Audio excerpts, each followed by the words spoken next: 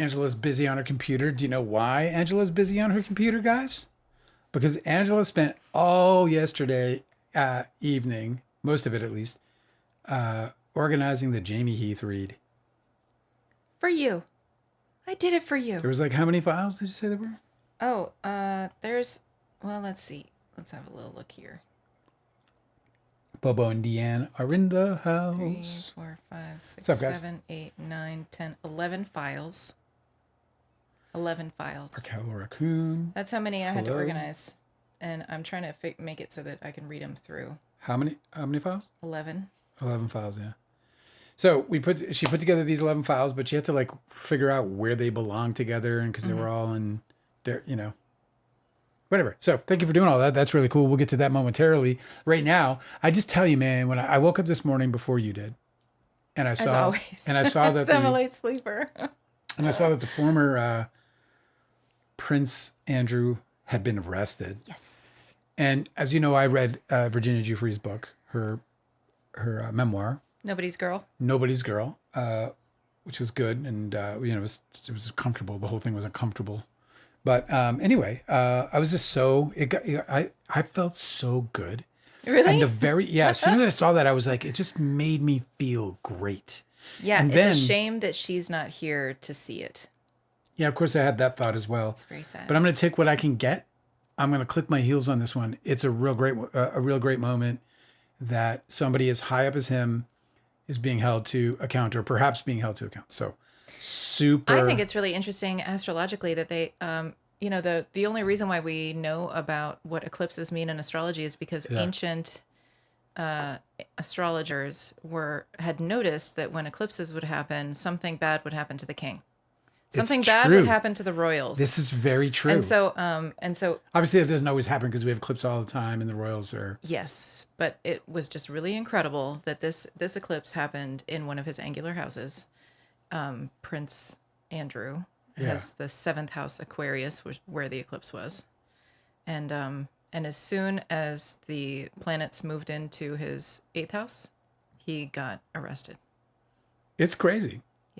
It's crazy. And this is like the whole thing about it is like, people are like, oh, whatever. But this is how it, this is. And especially the sun just moved into Pisces, which is Prince Andrew's 8th house. And the 8th house is all about debts. I mean, it's about a bunch of other things too. But he is repaying debts. He has taxes. Accrued through his relations with others some amount of debt incurred, figuratively speaking, a debt that now he has to repay. Yeah. And that's going to be the theme of his month. The other thing that's crazy about his chart is that he has Jupiter in the 5th house in domicile. In Sagittarius. In Sagittarius. Now, Sagittarius, for people who don't know, is the sign of basically like long distance travel.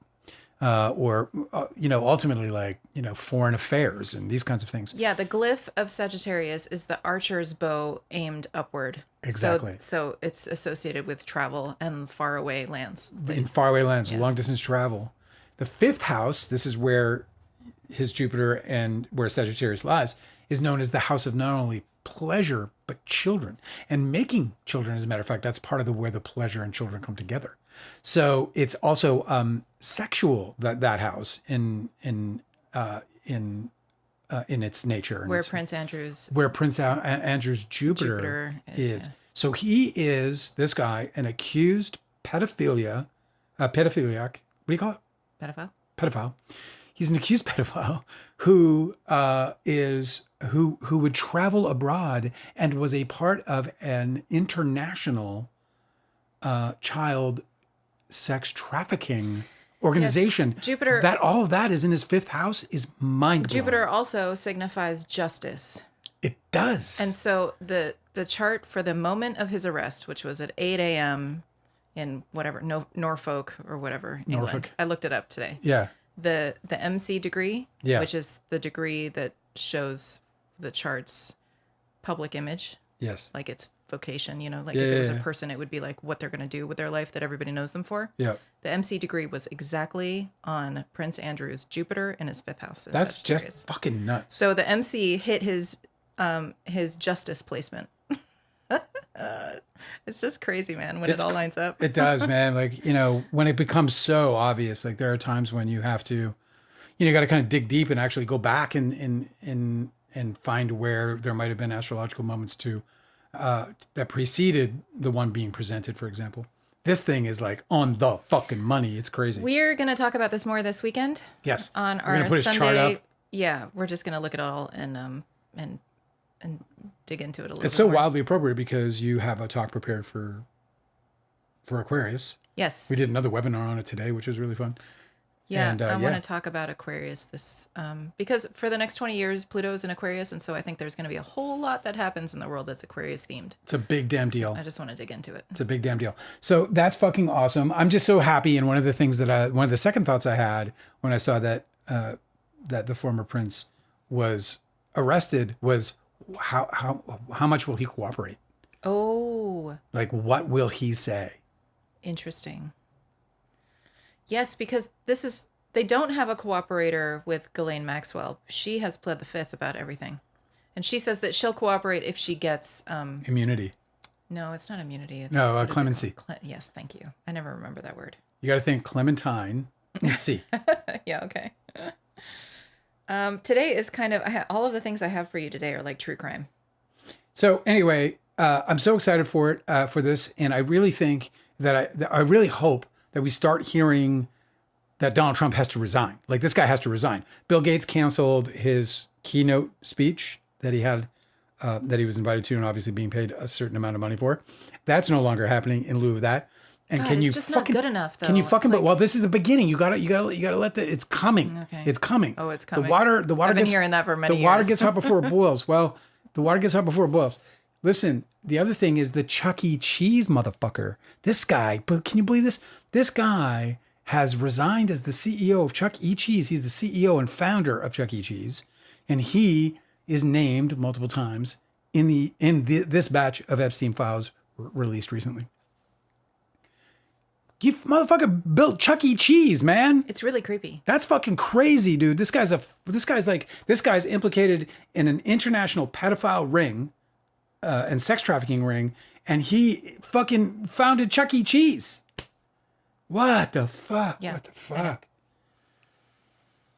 It's Did you go to Chuck E. Cheese when you were a kid? no, man. I'm from Winnipeg. We never went nowhere, man. I went to Billy Mosienko's bowling lane.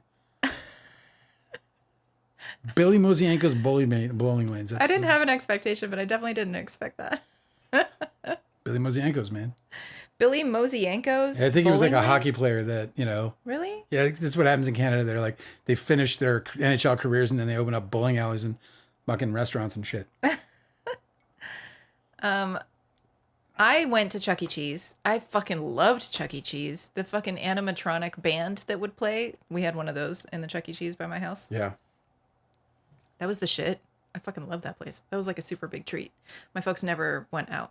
I had one of those moms that like cooked every meal, I went to one. which was awesome. It but was, the place was horrible. it was like a big treat. I couldn't believe I went in, I was like, what's this all about? So I went in. When you were a kid? No, as an adult. Yeah, as an adult, you never want to step foot into any of What those. did I do? It's disgusting. It's disgusting. But as a kid, you're like, this is the fucking raddest shit ever. Wow.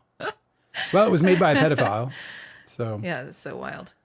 the most crazy, and look, I mean, we're obviously only at the beginning of this thing. I love that Senator Lou is out there, or is it Congressman Lou is out there and shouting, Donald Trump I think he's a senator. is an alleged, I he think he's a Congressman? senator. Donald Trump is an alleged pedophile. Donald Trump is an alleged rapist. Like, he's going down the list. Right.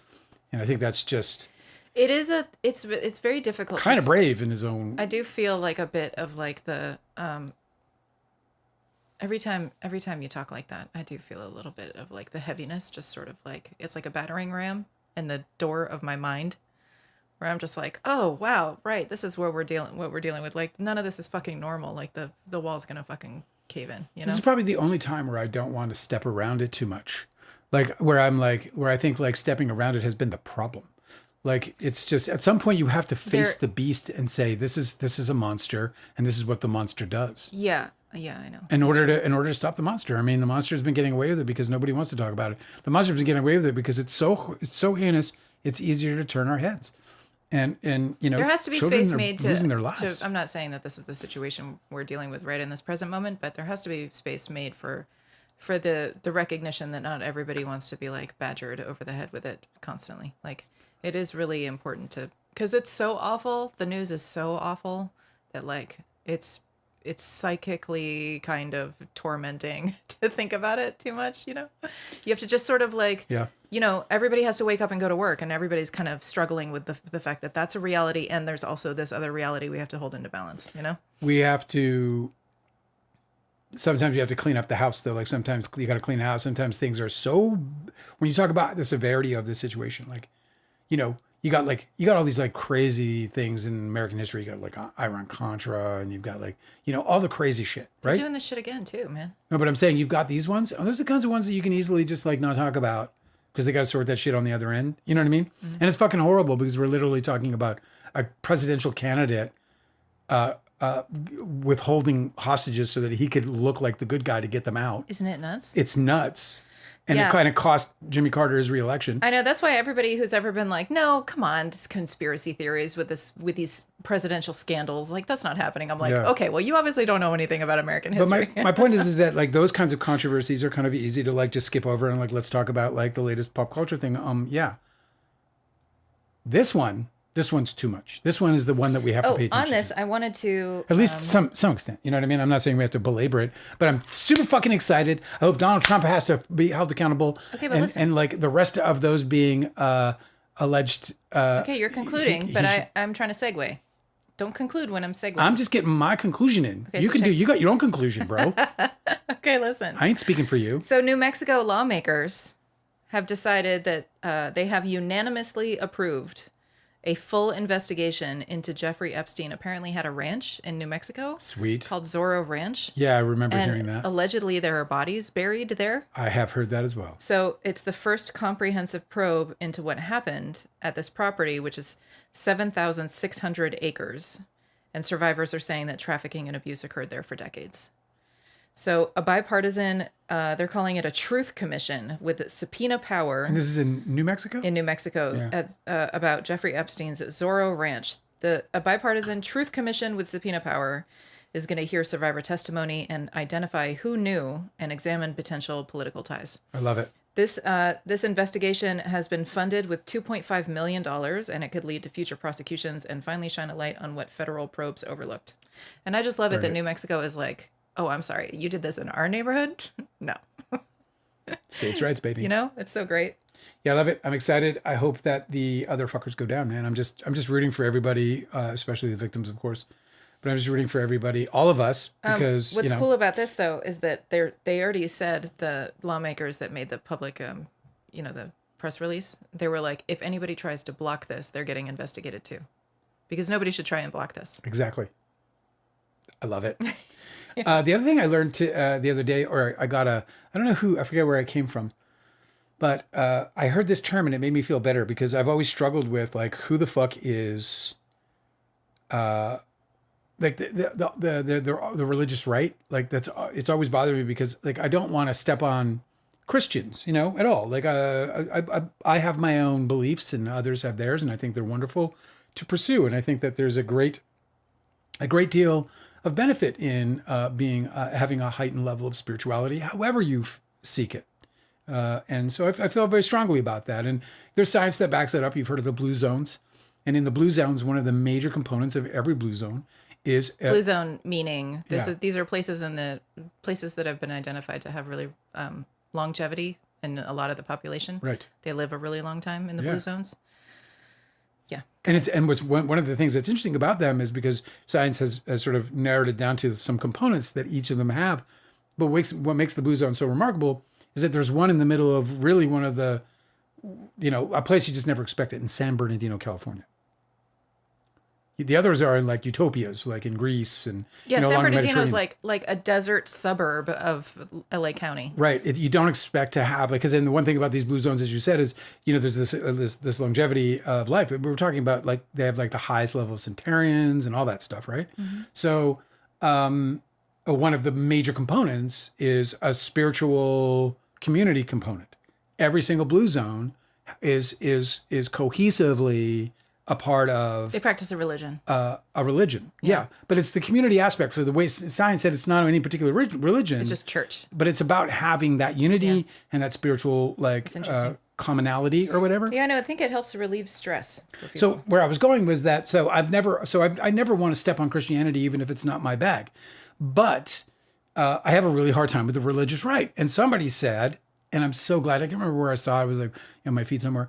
But somebody called them a political organization. And I was like, of course, that's what it is. That's what it is. And that's my fucking problem with it. Of course, that's my problem with it, because literally the founding fathers was like, don't do that. Yeah.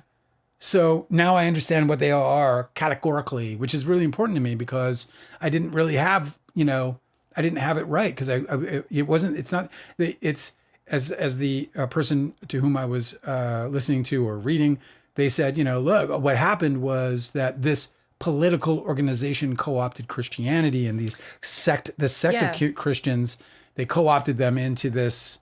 Anywhere in the world, the only problem anybody ever has about any religion anywhere is whether they stop just practicing their beliefs on their own and instead start enforcing that their beliefs be practiced by other people everywhere. Right. So that's why you can't have what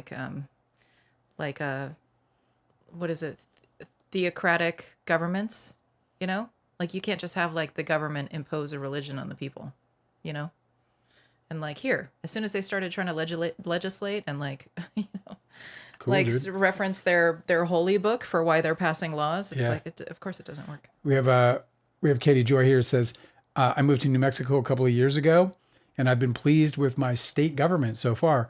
Universal childcare, the ranch investigation, as you put it, and a ban on ICE facilities are all recent wins. Fuck yeah. Yeah, man. Go New Mexico. Well, the thing is that these border states understand that you can't conduct. Are they a border state?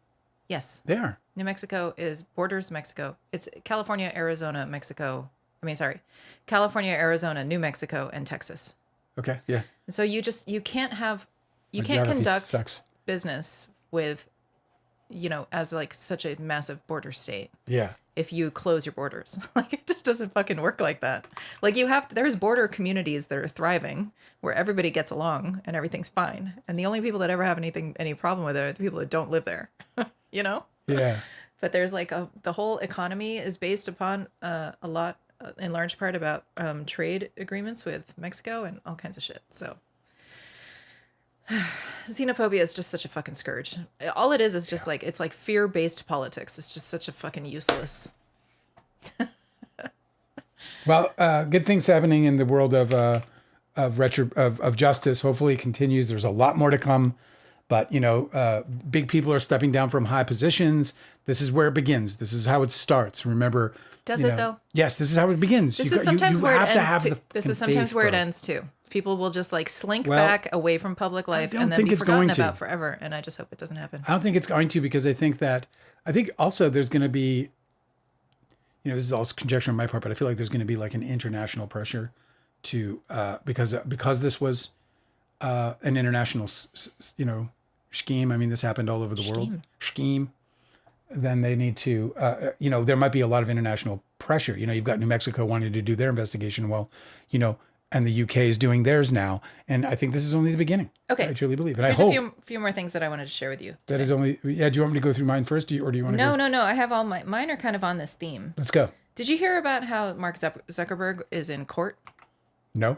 I mean, I just assumed he was always in court. I think that we are being we're being censored. Not us. But I mean I think Americans aren't really getting this news. It's kind of bigger news than I feel like that we're seeing. I never heard it. It's not in any of my feeds. So he is in court. Apparently, I don't know if he is a defendant in the case, but there's a lawsuit about how social media is an addictive product. Yeah. And that it exploits young people.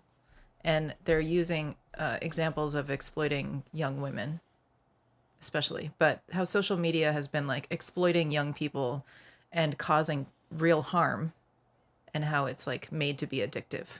Now, there's a bunch of books from people who design social media. Yeah. Who have come right out and said yes, we made a product specifically to be addictive. The reason you can't put your phone down is because we designed it that way. And so this is a court case that's now trying to make the creators of these social media companies liable for that. Well, so Mark Zuckerberg took the stand, and apparently the judge had to warn. This is just the craziest thing.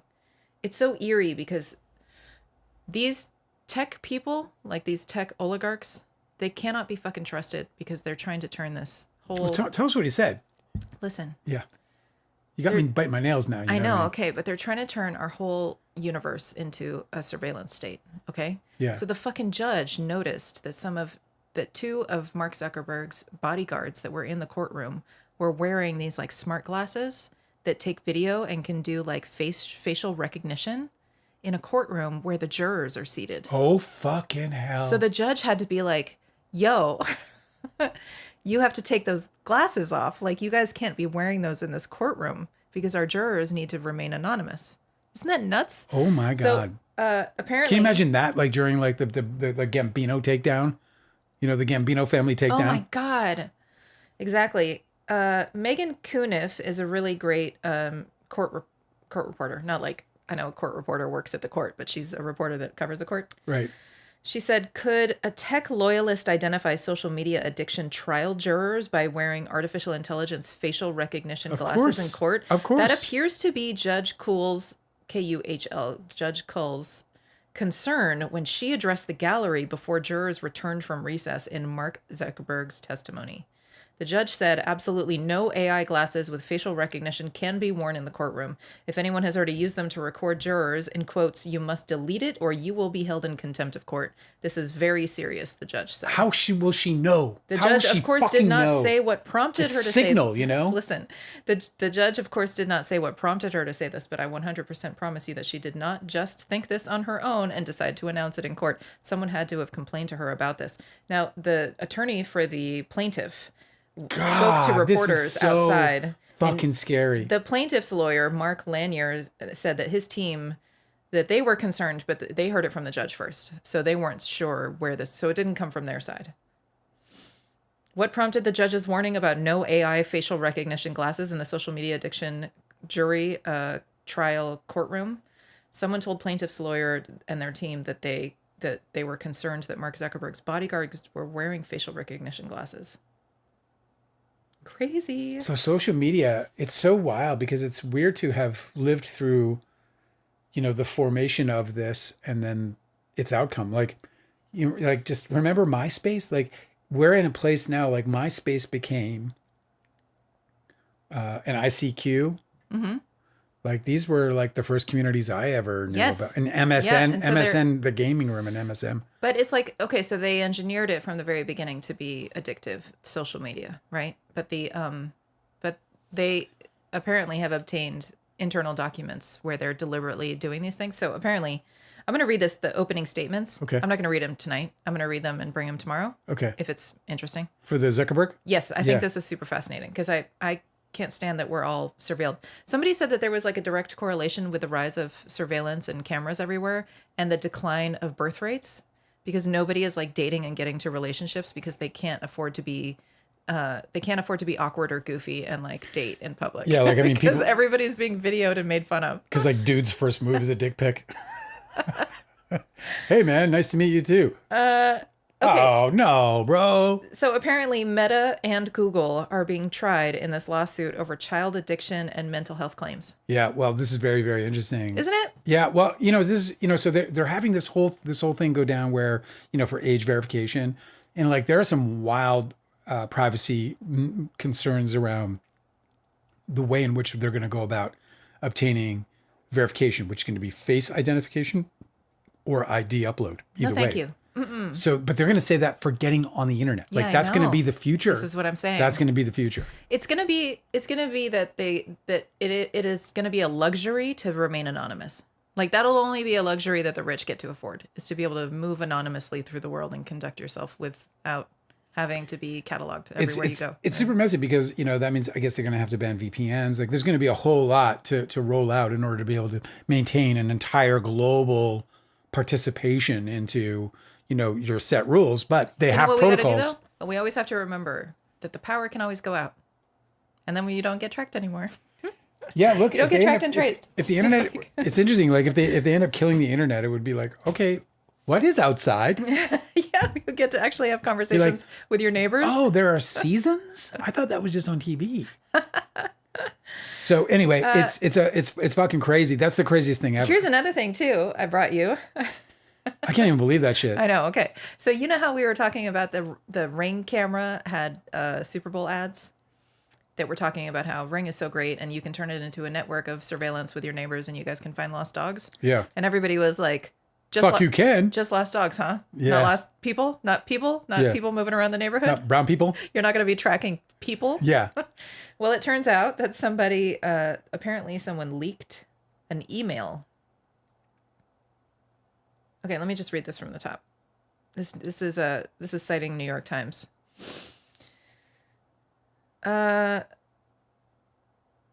Okay, public backlash against the feature also led the company to abandon plans for a partnership with police through Flock Safety. Flock is all those security cameras, that do surveillance on all the roads. Human surveillance plans confirmed by leaked email. While the extrapolation from dogs to humans was speculation at the time, 404 Media obtained an internal email from Ring founder Jamey Siminoff, providing that this was a firm plan. So this is a quote from his email. I guess this is to shareholders. I believe that the foundation we created with Search Party, which is their feature where they're coordinating all of the Ring cameras in the neighborhood to surveil. I believe that the foundation we created with Search Party, first for finding dogs, will end up becoming one of the most important pieces of tech and innovation to truly unlock the impact of our mission. Of Ring Camera's mission. Which is surveilling You can humans. now see a future where we are able to zero out crime in neighborhoods. Oh my God. So This many- guy's becoming the fucking big eye. Yep, so many things to do to get there, but for the first time ever, we have the chance to fully complete what we started. Oh my God, if I had one of those at my door, I'd knock that shit off with a fucking big hammer. I would say a speech to it first, I would talk to that motherfucker, face to face. I'm like, dude, let's talk face to face, you and What me is right the now. mission? What is it? You complete what you started. Mission. That we have the chance to fully complete what we started. Bitch, what is that? What is this item I actually bought from you for? Really, truly. Not to protect me, but to protect you. The company confirmed to a publication called The Verge that the email was genuine. The New York Times reports that Siminoff has been engaged in an apology tour to try to deal with the PR fallout. Apology tour. Yeah, that'll work. That's how it is now. You just say sorry. Donald Trump about the Epstein files, all he says is, oh, it's time to get past that. We just got to move on. Is it? Yeah, it's time to move on. Absolutely zero arrests. Zero. Not one fucking arrest. They're fucking killing people in fucking Minnesota and other cities, but not one single arrest. Speaking of him, Donald Trump? yes. Have you heard that they convened a meeting of Donald Trump's Board of Peace? Do you know Oh, about yeah, this? yeah. This fucking nonsense. Yeah, Okay, I know. but do you 'cause- know what it is? Yeah, of course I know what it is. This was supposed to to oversee the Palestinian-Israeli peace process, correct? Allegedly, but they're Yeah. basically trying to figure out who's going to buy chunks of Gaza. Oh, it's all develop. a big scam. But I mean, that's The whole thing's a big scam. yeah. So apparently Donald Trump is like the sole chairman and it's his thing. And it's not even attached to the government. So even when he leaves office, he's still going to be the sole chairman of this thing. And so it's just like this offshore account that he's taking American money. So apparently he's siphoning $10 billion of American taxpayer dollars. Into it? Yes, to send over to this Board of Peace that he's created. And I don't know how he's able to do this, but it was about 10 billion that was allocated for the USAID funds, the food stamps and the subsidies for the farmers and stuff. It's like, that's exactly how much that amount of money was supposed to pay for. And now it's just going into his own little offshore account that is run by nobody but him and his people. Wow. Yes. He's just looting this government. I know. And it's really weird too, because apparently have you seen did you see the logo? People were sharing it today. Yeah, I did. So he basically copied the logo for the UN, Yeah.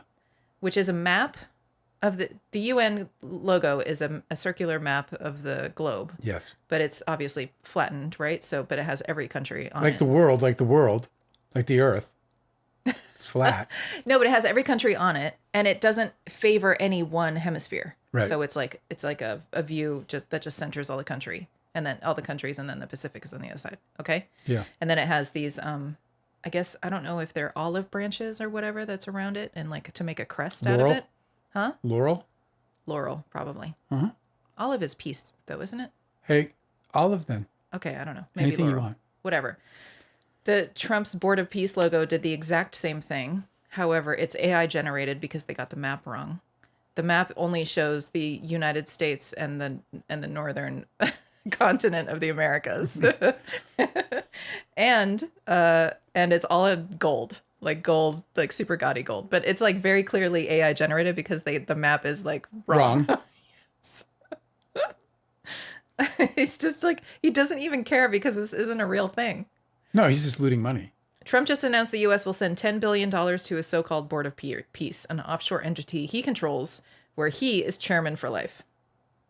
I mean, the good news is... It won't be long. Isn't it weird to be like 81 years old or 80 years? I guess he's 80. Isn't it weird to be like 80 years old and still trying to get rich? It is super, super weird. What is that? Like that is, I think you know how he took office and he was like avenging everything. Like he was like, oh, fucking arrest Comey and arrest her. And fucking, he's like being Johnny Dude, he Gestapo. should be retired and like building a hot rod in his garage. I just think like a regular grandpa. But where I'm going with this is that I think he's trying to collect a bunch of billions because I think he was the laughing stock of the billionaire class.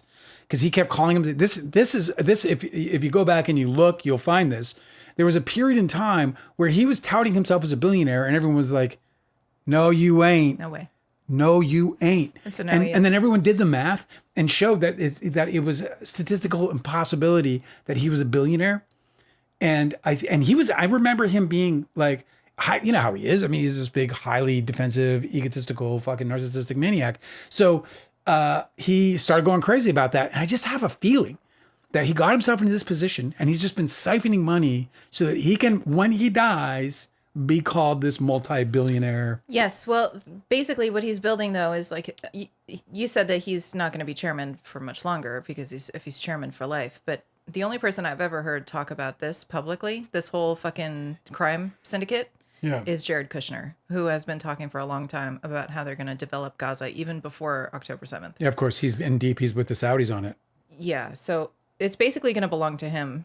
Yeah. This person, Grace Alexander on Twitter, said Trump's anti-UN, which he hopes will enable him to influence world politics after he's no longer in office, because while he won't have any authority or any backing of the U.S. armed forces, he hopes to have the backing of the armed forces of board member nations to exert his will. And it's just like, I'm just so fucking tired of these people. But he's never going to win that game. Like that. The good news is he's not going to win that game. Also, there's no loyalty in any of this. Nobody cares about Donald Trump. No. Donald Trump is only where Donald Trump is because he has the offices of the presidency.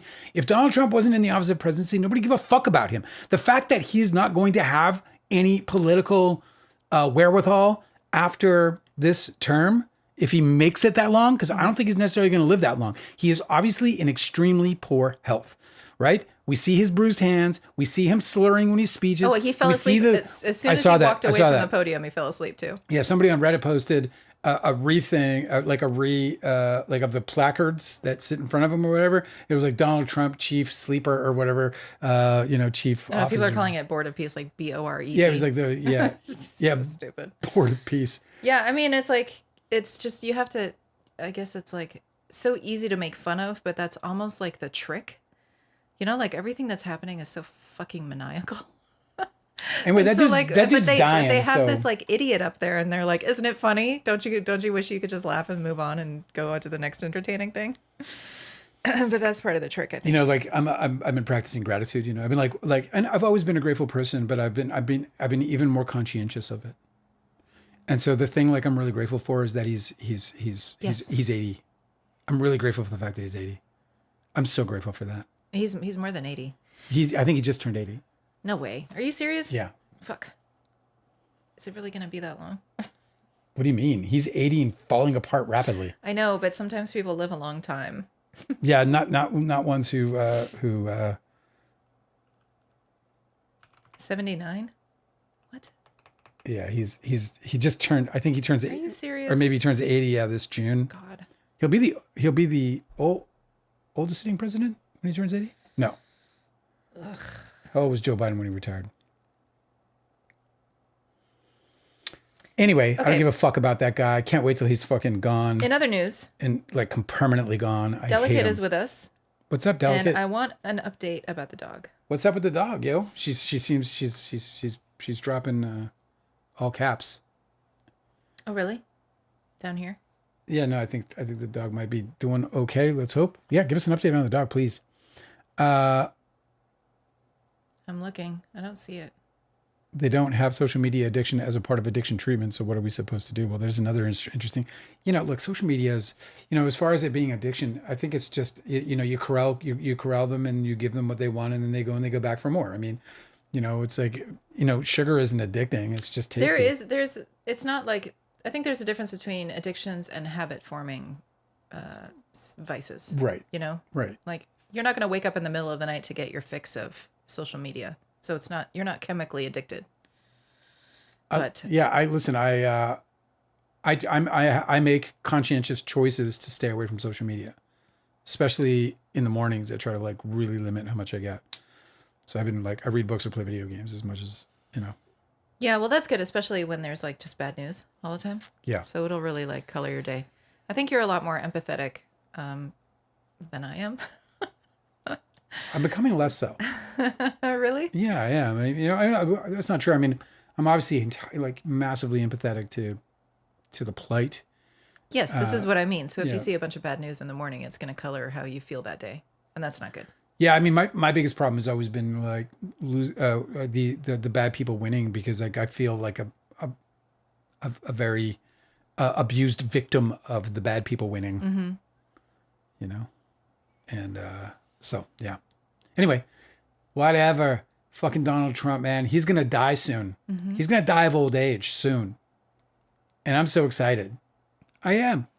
I've never been more excited about a guy expiring than that guy, and he has caused so much pain and death. That I don't feel the least bit guilty about desiring this man's last breath. I can't wait for the news. I'm gonna fucking celebrate his death. So there was this trend on TikTok that I thought was really hilarious, where people were asking each other, "Do you want to be woken up with the news? If it happens in the middle of the night, would you want to be woken up? Shake me, shake me." Or would you want to just hear it in the morning? I will be woken up. You know why I'll be woken up? Because I'll be hearing even neighbors. I'll be hearing. You know what I'll be hearing? I'll be hearing the fucking fireworks. Oh my I'll God. be hearing the fucking. You know what I mean? Probably. Yeah.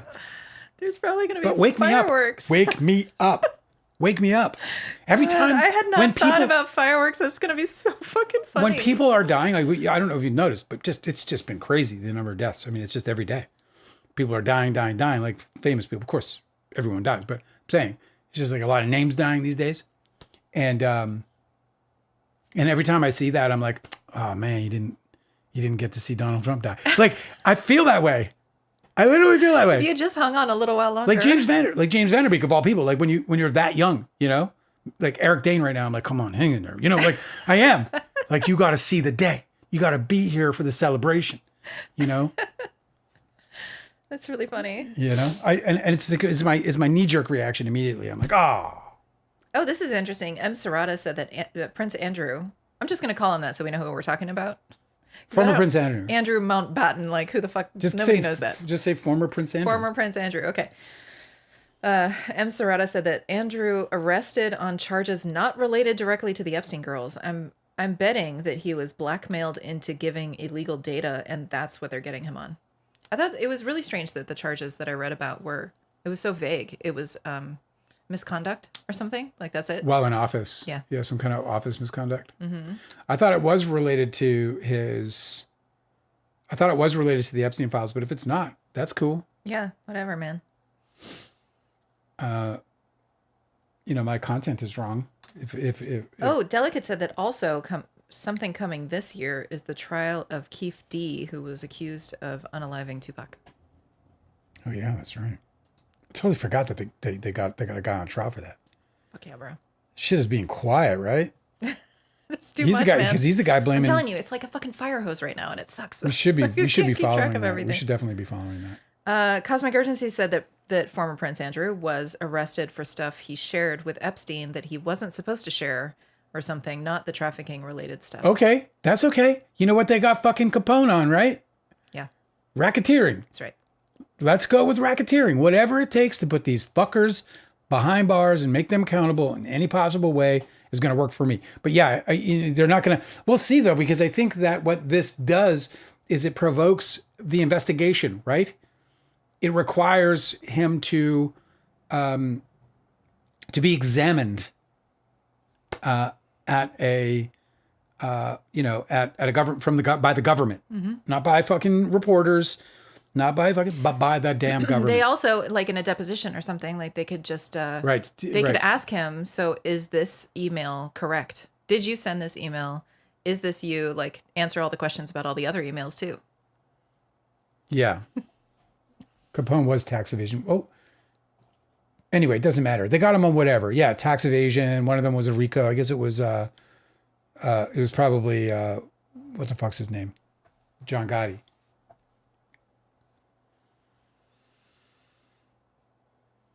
So like I said, Google Timeline on your Google Maps tracks every place you go and when and how you got there, driving, walking, etc. Yeah. I've actually used that before. Me too. What was it we were trying to track? I know that I was preparing for we took somebody to small claims court, and I remember I used Google Timeline to figure out where we'd driven that day. Well, because he claimed that I went and had this thorough examination of something, and I didn't, and our timeline proved that I didn't. Dale tried to sue somebody for selling him a defective product. It's right there. Yeah. It's nearby. Fucking grab it right there. It's right there in the. Yeah, it's a lens. You could probably put it up to your mic and you could feel it clicking. It's like no, yeah, there it is. I bought this lens from this guy online, and when I got it home, because I was holding it, and you see how you can't hear the wiggle. So I was holding it. I was like, okay, cool. And I didn't notice anything when I put it in my camera. And so I was like, okay, yeah, this is good. And it was a pretty good deal. It was a decent deal. I paid $900 for it. It's like a $1,600. I got it home and I was like, you hear that? I was like, what the fuck is that? So then I was like, oh shit. So I started looking it up, and it's this like a plague of these lenses, and this is the most difficult one to fix this particular problem. Yes, you just tried to return it, and he refused to take it back. So I just said, I hit him up, and I was like, yo, bro, just so you know, this is the case. I don't want this lens, dude. So let's just figure out, we'll just drop it. I'll drive back to you, no problem. I'm not going to do it. And he fucking refused. And I was like, because he advertised it as in mint condition. Mm-hmm. Not mint condition. Anyway, what a stupid story. But... but it was that it helped us prepare for our little lawsuit. But we used that because the guy said that I went through this. He was like, he saw it, he knew what it was, right. And then we ended up like it was like this super fast exchange in a fucking Chick-fil-A parking lot or something. But yeah, Google fucking watching everything we do and doing. It's bizarre. It's weird. It's eerie. It's just like, like people are like, oh, why would you ever send your genitals over? Well, Google has seen every part of me. I'm sure of it. All parts. So you're just sending dick pics left and right? Yeah, like Google's got like the biggest dick pic fucking. Everyone's like, what do they got on Lindsey Graham? Google. They got Google on Lindsey Graham, motherfucker.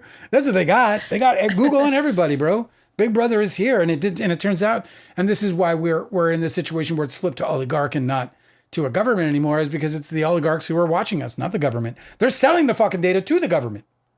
Oh my God. Don't get me started. All right, listen. It's 45 minutes into this fucking thing. Do you have any more things? Great stories. I love these. Do you have any more? I mean, I don't love them because they're not great stories. I know, it's like a true crime edition of Too Real. No, everything else I've just been saving stuff to prepare for this weekend's talk on Aquarius. I guess I'll end with this headline, which is written about in the IB Times in the UK. I don't know what the IB Times are, but they're reporting that a person... IB, International Business Times in the UK. Oh, I thought it was Irritable Bowel Times. Like IBS, the IBT? Kind of like an onion take, like, the onion? Yes. Yeah. Pastor linked to Erica Kirk faces child trafficking charges as online speculation Oh my spreads. God. So remember there, everybody was talking about how she ran a Romanian orphanage, or like worked. She was doing some sort of work with a Romanian orphanage. And then she was accused by Romanian officials of being involved in child human trafficking. A pastor affiliated with Erica Kirk's recent public appearances has been charged with multiple counts of child trafficking, promoting online speculation about Kirk's past associations. Oh my God. Authorities have not filed any charges against Kirk, and there is no indication that she is under investigation. Multiple online sources suggest that Kirk was previously involved with influential figures who are now under investigation for alleged trafficking activities. Some commentators claim that she has cultivated connections with a range of prominent people, including athletes and political figures, which may have enabled her alleged involvement. One post suggests that Kirk was present in a CIA-related video in 2013, adding to speculation that she's had unusual access to elite networks for years. Reports also indicate that Kirk's parents had occupations that placed her in environments tied to data collection and surveillance, which some whistleblowers argue could have been leveraged to facilitate recruitment or manipulation of victims. While Kirk has denied several of these claims, inconsistencies in her past interviews have led to increased scrutiny over her activities. So this pastor's under investigation. It's a big fucking deal, apparently, obviously. And and so I tell you, man, the company they keep, bro. Come on. It's the company they keep. Mm-hmm. You know, Birds of a feather type shit. So hopefully it's the beginning of her unraveling.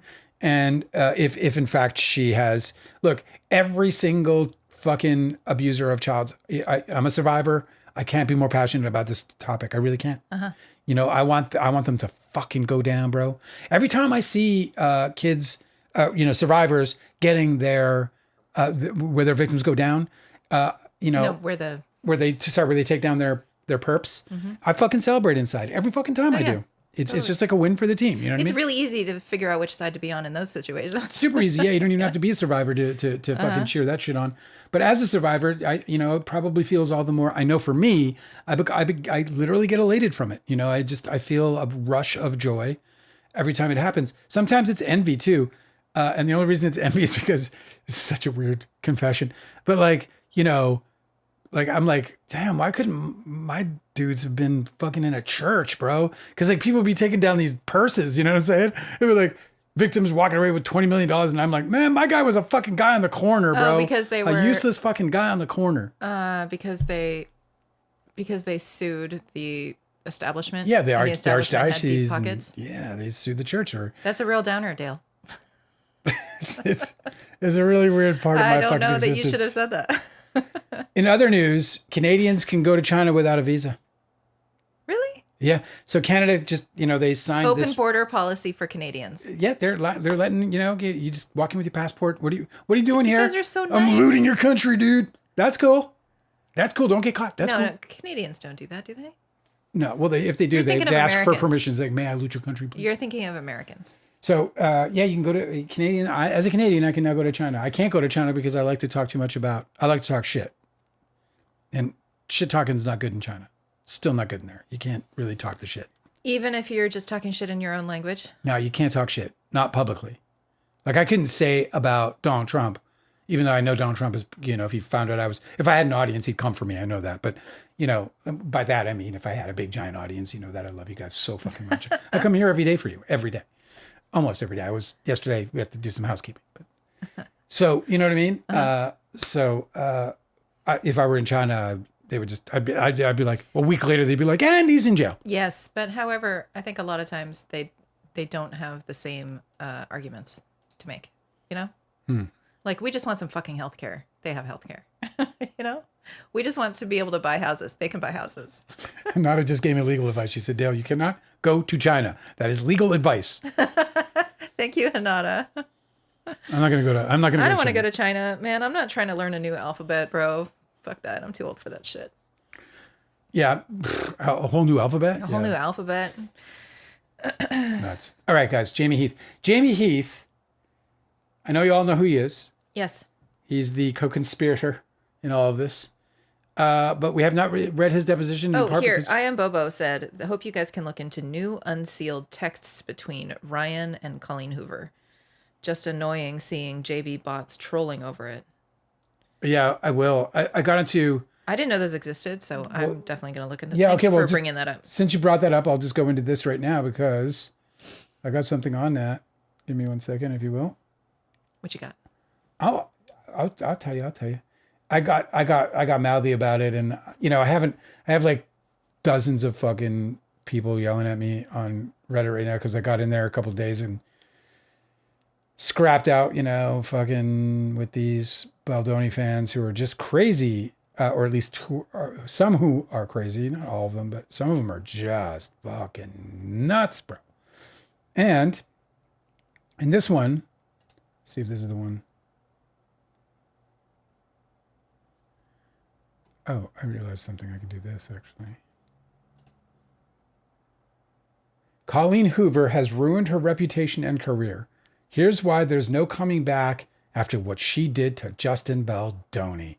What? I'm proud to say that I'm almost at minus 30 points. She made him rich. What the fuck? Yeah. So listen to this. Listen to this though. Like this is some fucking. I want to listen to it. This is some crazy shit. I mean. What? Tell me. Give me 1 second. Well, I'm just having a little trouble with this because it's not letting me get it the way I want it. All right, here we go. This person made 5 points about why Colleen Hoover is a horrible person. And listen to this shit. Number 1, Colleen is a legitimately dumb person. What the fuck? She even makes Blake Lively look like a genius. To me, it's obvious that Colleen is unable to think more than 2 steps ahead. Excuse my language, but when you're this dumb, it makes sense why she got so deep into the mess and why her name continues to be associated with the case. A smart person would have never gotten themselves this dirty, but lucky for Baldoni, Colleen is a moron who completely exposed herself. Pretty gnarly, right? Imagine calling somebody who sold 35 million books dumb. I can't actually. This is one of those really great examples of how trashing somebody says so much more about the person doing the trashing than the subject of their the target of their trashing. And this is her. Listen to them as she proudly, in her point 2, her reputation is so damaged that even some of her own fans questioned her recent diagnosis and the timing of it. People don't trust her like they used to, and that kind of doubt can have lasting effects on someone's personal reputation and brand. It's a permanent stain that will follow her no matter what she does in the future. I mention this because it is the biggest sign of how much her reputation has been damaged. Can you imagine showing up and trying to suggest that she's faking cancer? Can you imagine? I think that it's okay. I'll say this. I think it's really relatable whenever I see somebody be like a total, like all in, full board, pedal to the metal hater.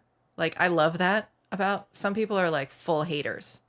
But what I don't understand is why they're wasting their valuable haterism on such dumb fucking topics. You know? Like, why are you going to fucking write an entire, like, 3 paragraphs on how dumb you think Colleen Hoover is when there's other people that are, like, way more worth the energy of your derision, you know?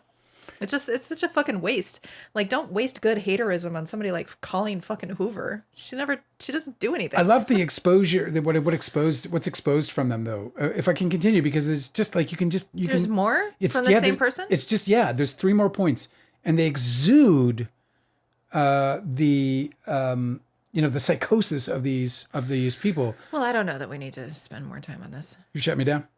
No, I mean, taking me out? Is it knocking worth me it? down? You tell me if it's shut me down.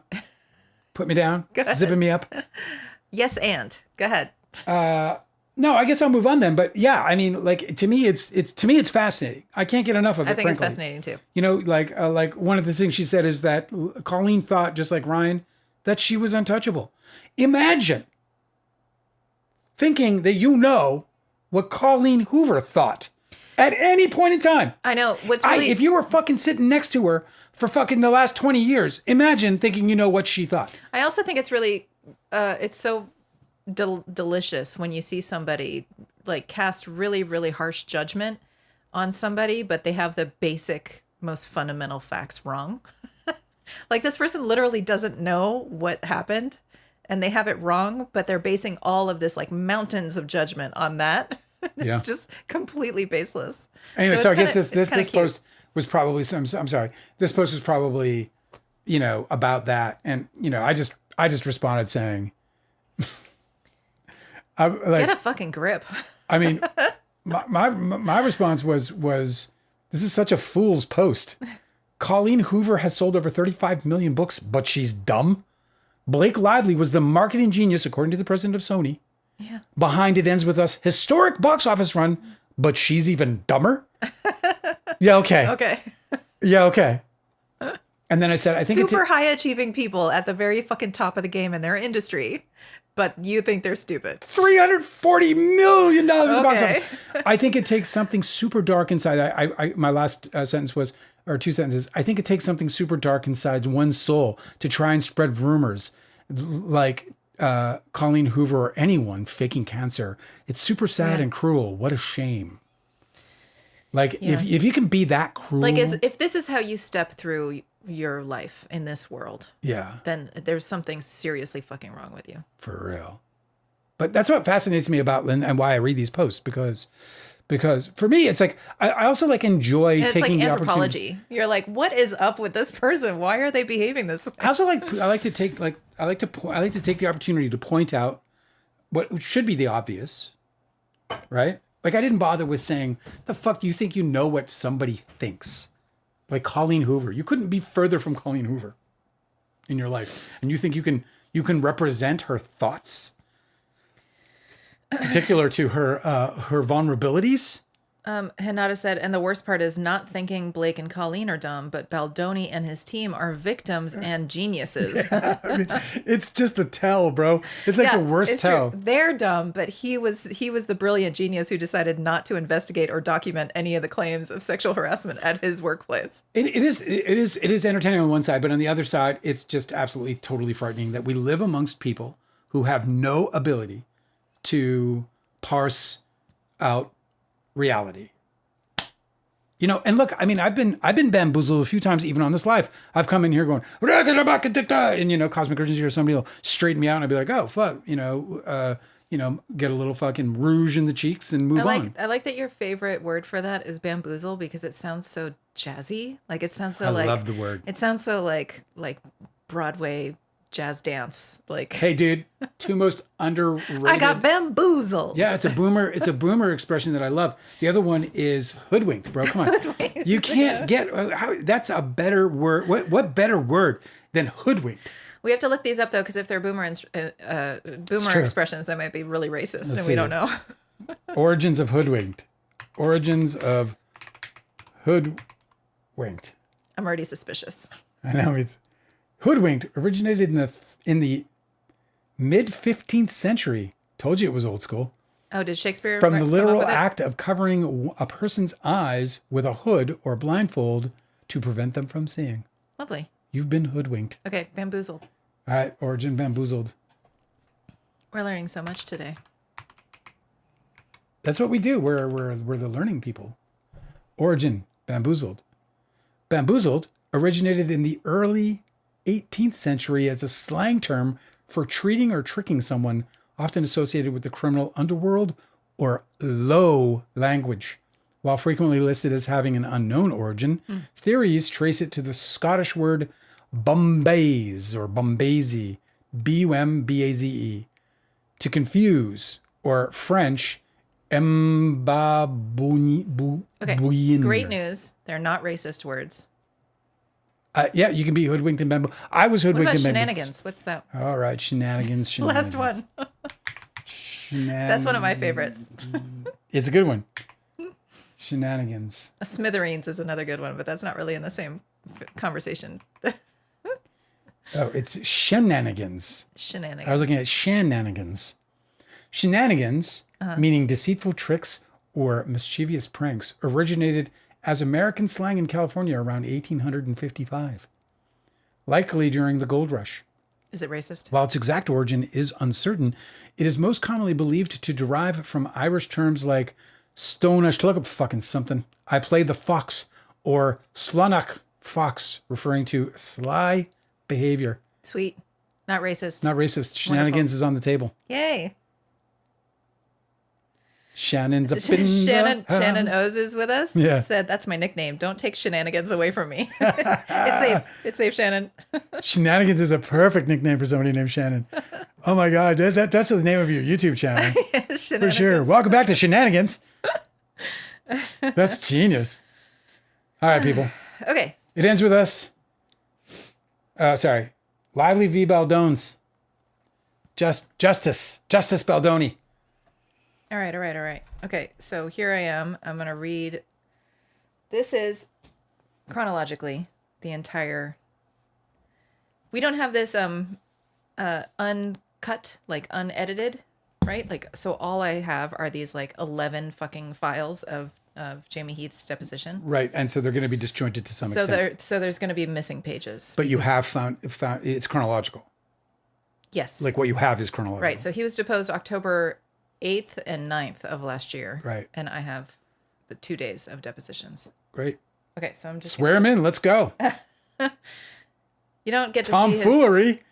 Ghost said tomfoolery. Is that a racist God damn one? it. You got to hang on. Origins of Tom. You know, that one you got to worry about, actually. Origins of tomfoolery. Tomfoolery is a good one. Hey, dude, I have not used that in a long time, Ghost. I need that. Tomfoolery meaning foolish or playful behavior. Originated in early 19th century. Okay. Recorded around 1810 to 1812 from the phrase Tom Fool. This earlier term, dating back to the 17th century, referred to a professional jester, buffoon, or person considered to be of low intelligence. So tomfoolery. Tomfoolery. But all the Toms are like, the fuck. I think you can. I think we can bring back adding ERY at the end of just about anything to call it like to turn it into the same kind of word. You pass me the power toolery? What do you mean? No, like I won't stand for this dalery. This dalery? Yeah. I've had enough of this dalery. It's like turning them into, what is that? I guess they're nouns, right? All right, Jamey Heath. Enough of this tomfoolery. Okay. Enough of this tomfoolery. Let's go on. All right, Jamey Heath Yes. was deposed on. Let's see. I don't know who is questioning him, but they'll be cited eventually. I think it might be Ezra Hudson. I can't be sure. Fucking best name ever. She should have been an author. Come on. She should have been a fucking author or a director.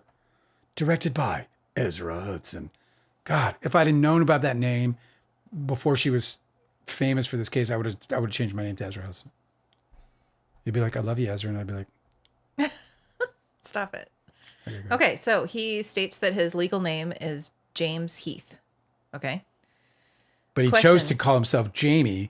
That's a choice. And not only did he call himself Jamey, but he chose to spell it Jamey. Because you know why? That makes him unique.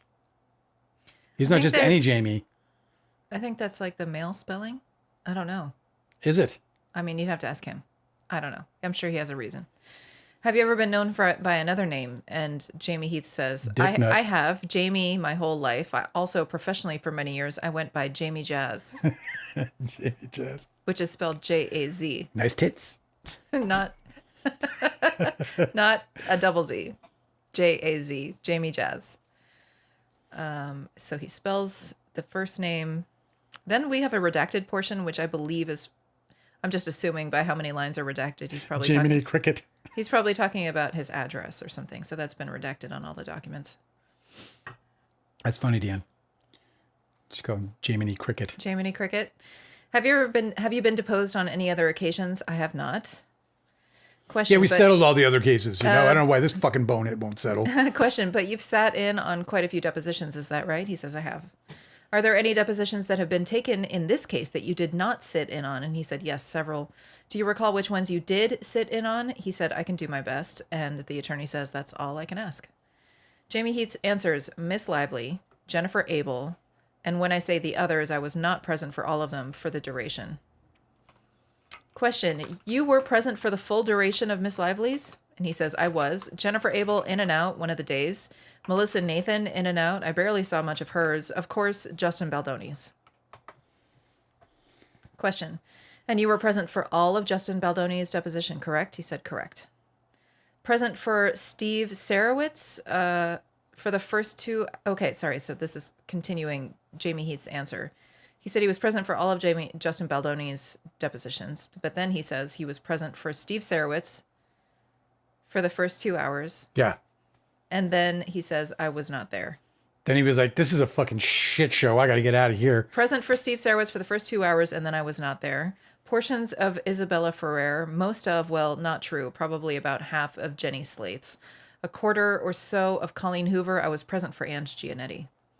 Because she's talking, she was... Question I was for like, the yeah, entire give me the juice. question for the entire deposition. He says correct. Some of no was I in person. I was in person for Danny Greenberg, and that was it's Baldoni's old agent. We got to read that next, I think. Okay. By we, I mean you. Yeah, that's fine.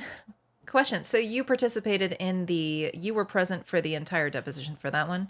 He said, correct. You might have to help me because there are a lot of people. So the attorney offers Warren Zavala. He said, Warren, I did not see. Josh Greenstein. He says, I did not see Warren. Josh, portions of it, small portions. Yeah, I bet. That The one attorney was fucking... says- you probably avoided that like you fucking avoid fucking jumping in boiling water. Katie Case. And he says, I think maybe 10 minutes of that. Brianna Coslow. He said probably the same, a few minutes. The attorney says, okay, so having participated in all or part of these many depositions, you have a pretty good understanding of what the rules of the road are for depositions, right? He said, I believe I do. The attorney says, I'm not going to repeat those for you here today, but I do want to ask you if you're taking any medication that would affect your testimony today. He said, I have not. Have you consumed alcohol in the last 24 hours? He said, I've never had a drink of alcohol. And the attorney says, you've never had alcohol? And he says, in my life. And the attorney says, are you under the influence of any substances that would affect your testimony today? He said, coffee.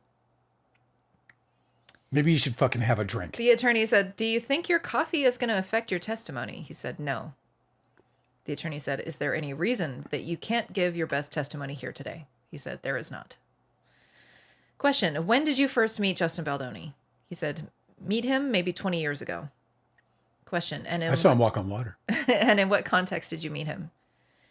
Jamey Heath says he was friends with mutual friends. I think he had just moved to Los Angeles or somewhere around that time, and so we knew of each other. I actually knew of him before that as well because my family knew his family, so I knew of him, but hadn't met him. Question: when you say your family knew his family, were you familiar with each other through your church? He said no, which is not a church, by the way. But just for clarification, but no, my grandmother knew his mom. The attorney says, got it. And when you say it's not a church, you mean Baha'i. You don't refer to it as a church? He said, yeah, there is no clergy in the Baha'i faith. The attorney said, I understand. And at some point, you and Mr. Baldoni became close, correct? He said, yes. When did that take place? Jamey Heath said, 15 years ago, about. Question. And what brought you from this relationship where you knew each other through this family relationship to becoming close friends? Jamey Heath says, Justin was hosting in his home what you would call it a gathering of sorts of different artists, people connected to the entertainment field. What are you doing? Talking to Tangerine. Keep going. Okay, but listen, I just think that it's really funny how he is kind of stepping around calling it a gathering. I don't know what this means, but I don't know what kind of party this was, but it seems like he doesn't know how to call it. And I just think that that's really funny. So I wanted to share this with you. Listen. Okay. You're still typing. Justin was hosting in his home. What would you call it? A gathering of sorts of different artists, people connected to the entertainment field? Well, what do you call it? We call it a triangulation of our souls.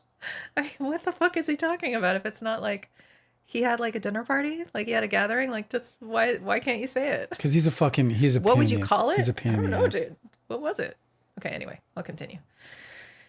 The question is, how did you guys become close friends from just acquaintances? He said Justin was hosting in his home what would you call it? A gathering of sorts of different artists, people connected to the entertainment field, not only the entertainment, but primarily who were talking about elevated concepts, like how we can be better in the world, and to talk about spiritual concepts, no matter where you were from, what your spiritual background didn't matter.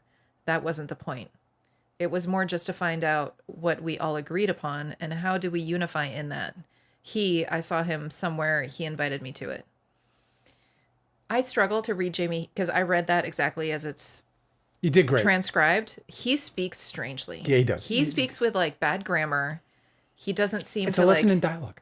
huh? It's a lesson in dialogue. It's very strange that someone is speaking in bad grammar. I can imagine somebody like not getting it right when they're writing, but it's weird. When he writes, we've read a bunch of his emails and like He writes coherently. writes perfectly fine. Yeah. I mean, I definitely Anyway. don't speak the way I write. But it's just, he's got a really strange manner of speaking. Question, and you said that was about 15 years ago? He says correct. And then how did you become friends more closely from that experience? Jamey Heath says, through that experience, we started spending more time. I admired him for his unique ability to inspire others to care about things they may have not thought about they cared about. And he's 15 years younger than I am, about 14, and I was impressed with his ability to inspire all age groups. This gets cut off, but the next question is, and so for the course of time, he became not just a close friend, but your best friend, right? And Jamey, he says, one of my best friends for sure. Hang on one sec, okay? We have a bot, and like, but this bot, like they came by. This is Toby Maguire hyphen B9S. Hi, Dale. They said this exact same thing the last time they came here. Hi, Dale. This is Toby. Hi, this is Toby. Been long. I have read your book, and I sent you an email and would like to discuss it with coffee. Just how Toby But they said Maguire the exact would same reach thing. out. Like, so you wonder who they're working for, because they're obviously working for somebody, like on their side. Yeah, this came from overseas for sure. This is not English as the first language. But type like, shit. why would somebody do this, right? Like, this has to be them, right? Like their PR or something. I don't know. No, I mean, it could just be somebody fucking around, but Why? it's definitely not Toby They Maguire. have, well, of course not. But why would they have like? Why would they make themselves like? Did they Toby spell Maguire? Toby right too? Yeah, it's. Well, maybe it is Toby. What's up, Tobes? What's going on, bro? Stop. Yeah, come on, give it up. Come Yeah, on, you guys want let's fucking hug it You're out. gonna real go quick. get coffee. Yeah, let's grab a coffee, bro. Do you want to go do shots? Because you're drinking again, I hear. Be fun. Yeah, get coffee with Toby Maguire and be totally sure it's not poisoned, even though he made death threats against you. You just got to promise to keep your dick in your pants. That's my only request. Has this reading been derailed? No, go. Okay, because remember, that is the point of these bots. They try and derail the conversation. No, I'm just bringing it up because it's totally fascinating. Please continue. What's fascinating is that bot came here before and said the exact same thing. So have they been bounced?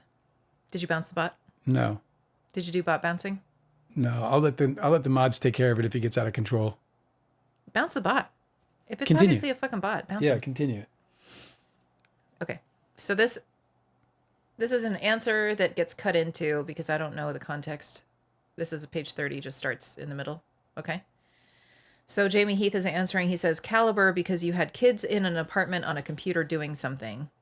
Didn't maybe have the same integrity. And because of that, the landscape changed. And then as for many things, you pivot. So I don't know what the context of that was. But the next question is, and you pivoted to Wayfair. He says, I did. When did you first become employed by Wayfair? He said about 5 years ago. And how did you come to be employed there? I realize it's founded by your best friend, but how did you become an employee at your best friend's company? Jamey Heath says, as I said, Justin and I had been friends and we worked together a lot before I was at entertainment. I'm at Wayfair Studios. He had Wayfair Entertainment and I worked on a lot of projects that he did. Question, what kind of work? Jamey Heath says, I did music, scored, and adjacently consulted with him on things that he was doing. He then about 5 years ago, was working through something. He asked for my consultation among some others. The next day he called and said, I need you to be a part of my company. And I said, my words were, fuck off, no thanks. Jokingly, Miss Ezra, just so we're clear. Meaning, like, I'm not interested in tending to your garden. I've got my own garden. So at first I was like, yeah. And I asked, doing what? He's like, your whole life has been in the entertainment world. You know what we do. We work together. The way that you lead and operate and your understanding of things is what we need for our company. So Isn't this fucking guy fucking spilling the fucking... Well, also that it's Jamey Heath who's the one who fucking tanked this entire project, and now No, they're in civil litigation because of the mistakes that he made. Correct. The things he neglected to take care of as professionally. Absolutely. Incredible. Yep. He ran that set like he didn't know how. Yeah. And the result is, here we are. Yeah. Question, and what position did he offer you? Jamey Heath says there's no particular position. There was no particular position. This was he says, I just need you in it. They paid for my presence. I agreed that I would at some point take a look inside. And I was like, yeah, I'll take your fucking money because I like money. He continues. Did you say you have a billionaire? Okay, sure. Ezra Hudson starts to speak, but he cuts her off. He says, again, this was at the time when I was full-time spending on music in my own production company, and I was at a crossroad. Question, so you were looking for something new, and he was offering something new. Jamey Heath says, kind of lined up. This was in 2020? He said, yes. And when was Wayfarer founded to your understanding? Jamey Heath says, Wayfarer Studios? She says, yes. He says, 2019. 2019, and this shit blew up in 2024. Well, by 2024, they had 3 major lawsuits filed against them for like major issues, ranging from stealing IP. No, that was prior to part of the lawsuit with Shane Norman. Shane Norman sued them, saying that he had been hired by Wayfarer Entertainment and was going to be paid through Wayfarer Entertainment. But then they switched to Wayfarer Studios, which was a different entity that he didn't get hired by. And part of his lawsuit was alleging that the funding kept going to Wayfarer Studios and was basically, they were depleting the funding of Wayfarer Entertainment, and it wasn't going to pay for his full salary. Right, but we'll just, I mean, you're kind of making my point in that the part the lawsuit was about this new company. Right, at the very beginning. Right. So it's like from the beginning, the thing started with a lawsuit and allegations of fucking wrongdoing. Totally. It started with that. That was its inception. And then it had 2 other major lawsuits, of course, the third being this one. But, bringing on Travis Flores, which, by the way, I didn't bring up yet because that trial's moving forward. You screwed up there. That litigation. You said bringing on Travis Flores, but that didn't happen. Well, I mean the project. Travis Flores sued them, right? We know that. Okay. I don't think Travis Flores was ever working with them. No, he wasn't. Well, he did. He worked on that doc. No. Are you confusing him with Shane Norman? No, I'm not. Let me just finish what I am saying.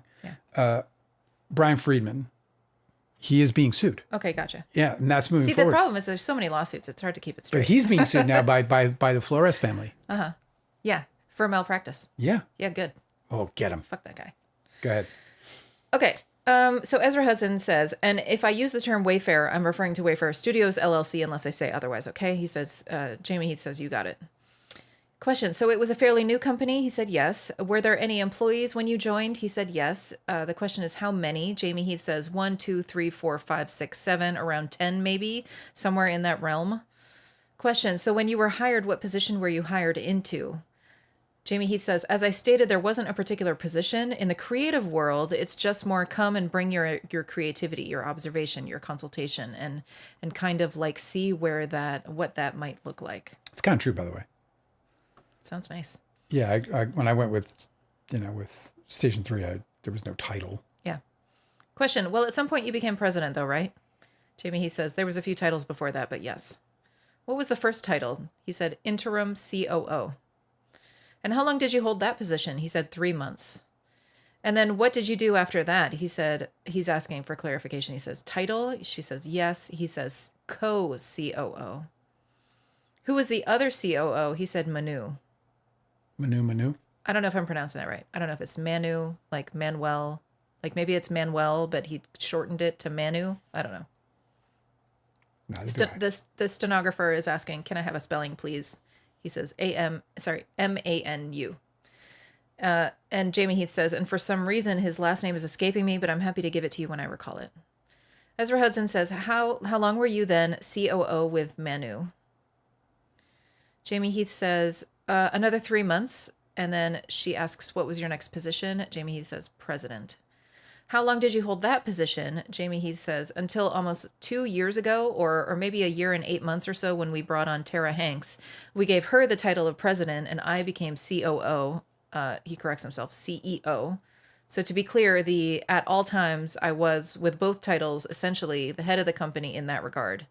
They are just titles. All of these titles are ridiculous to me anyways. Question, you see yourself as head of the company with respect to the day-to-day operations? And Jamey Heath says, day-to-day operations, we have an operations manager, so. Ezra Hudson says, well, what do you mean by head of the company? Jamey Heath says, I just mean the top, the person that ultimately signs off on daily operations would be one of them. Our deals and most of our creative, of course, not meaning to omit the chairman, but their job is different or their role is different. So this gets cut off. Just a few pages later, Ezra Hudson says, I didn't hear human resources in there. Jamey Heath says, human resources, thank you. So I guess he's been giving a list. Question. So with respect to these positions, the VP of Marketing and Communications, that's Ashmi Dang. He says correct. The VP of Operations is Mitz Toskovitz. He says correct. And then Brian Singer is the CFO. He says correct. Not that Brian Singer. Not that Brian Singer. It's probably a very common name. Question. And have these people, as I've described them, held these positions since at least 2023? He says yes. You mentioned Tara Hanks as the president. Andrew Kaloff, is he the president of production and development? Jamey Heath says correct. And he's also held that position since 2023? He says yes. John Logan Pearson, is he the head of physical production? Jamey Heath says he is. Okay, and has he held that position since at least 2023? Jamey Heath stutters here. He says yes, yes, he has. Question, and then for VP of Creative, is that Angela Cardon? He says yes. Has she held that position since 2023? He says she has. With respect to HR, is Cynthia Barnes Slater your head of HR? He says she is. You know, she describes herself online as retired. Is that not accurate? And Jamey Heath says she was head of HR of, I can't recall the company. It's like GMC or, a big corporation. She retired from that, and then she does private working HR for smaller companies. Question. So in a consultant role, essentially, he says yes. How long has she held that position with Wayfair? He says, how long has she held that position? Jamey Heath is asking, with Wayfair? The attorney says yes. Jamey Heath says, as long as I've been there, so. Question, is she physically present in California? He says she is. Question, she doesn't live in Illinois. He says no. Let me rephrase that. Not as far as I know, but yes, she lives in California unless something's changed. Question, and does Wayfair have an office? He says yes. Does Miss Barnes Slater work in Wayfair's office? He says not regularly. Question, does she work from home? He says yes. Is there anyone in human resources other than Miss Barnes Slater? Jamey Heath says, I know Mitz assists her in the operations level. Outside of that, no. Has Miss Barnes Slater always worked at home? He said yes. Does she ever come into the office? He says yes. How often? Jamey Heath says she does not have a schedule, so I would not be able to put a number on it. Can you give me an estimate? He said it would be a guess, once a month. Question, and who is Shanika Reese? He says, she's my assistant, previous assistant. Okay, and AJ Marbury, and Jamey Heath says she was Justin's assistant. I didn't know that AJ Marbury was a female. AJ Marbury is a woman's name. Mm. She was Justin's assistant. And how long was Miss Reese your assistant? Jamey Heath says, there's a block of time that's gone, so I don't want to waste time thinking about it, but a year and a half, maybe 2 years, maybe 23, 24. Interesting that both their assistants are women. Yeah, I think that's really common. I don't know why. Secretaries? Yeah. Well, the Baha'i faith doesn't have women in the top leadership. They're equal. They believe in equality, though. Not at the top, they don't. Just unless it means making the absolute decisions. Okay, and who is your current assistant? Jamey Heath says, I share now an assistant with Tara, who is, Isabel, and I can't recall her last name because it's a wonderful name that's hard to pronounce. Question, and Jerice Blackman, I'm probably butchering that name. Jerice Blackman, was she your assistant at some point? He said no. Was she someone else's assistant? He said, Jerice is a male. And Ezra Hudson goes, oh. Jamey Heath says, it's okay, and he works assisting Justin. So he has a male assistant now. Got it. Okay, this skips several pages, like 8 pages. Jamey Heath's answer says, based on those sales, I don't know what the context of this is, but he says, based on those sales doesn't come to fruition, like a market, so to speak, right? So you can estimate, but you can't control a market. So based on those. Next question is, prior to joining Wayfair as an employee, had you produced any films? Jamey Heath says, as an on-the-ground producer, no. You said prior to it? And the attorney says, correct. He said, no. Question, had you been on a film set before? He said, many. She said, in what capacity? Jamey Heath says, as I mentioned, I was a composer for projects throughout my life, so I would visit for those. Without giving you a whole backstory, my family was also involved in the entertainment industry, so my childhood and life was only around entertainment, music side and film side. Movie sets and television sets were a normal part. Well, you run one like shit, buddy.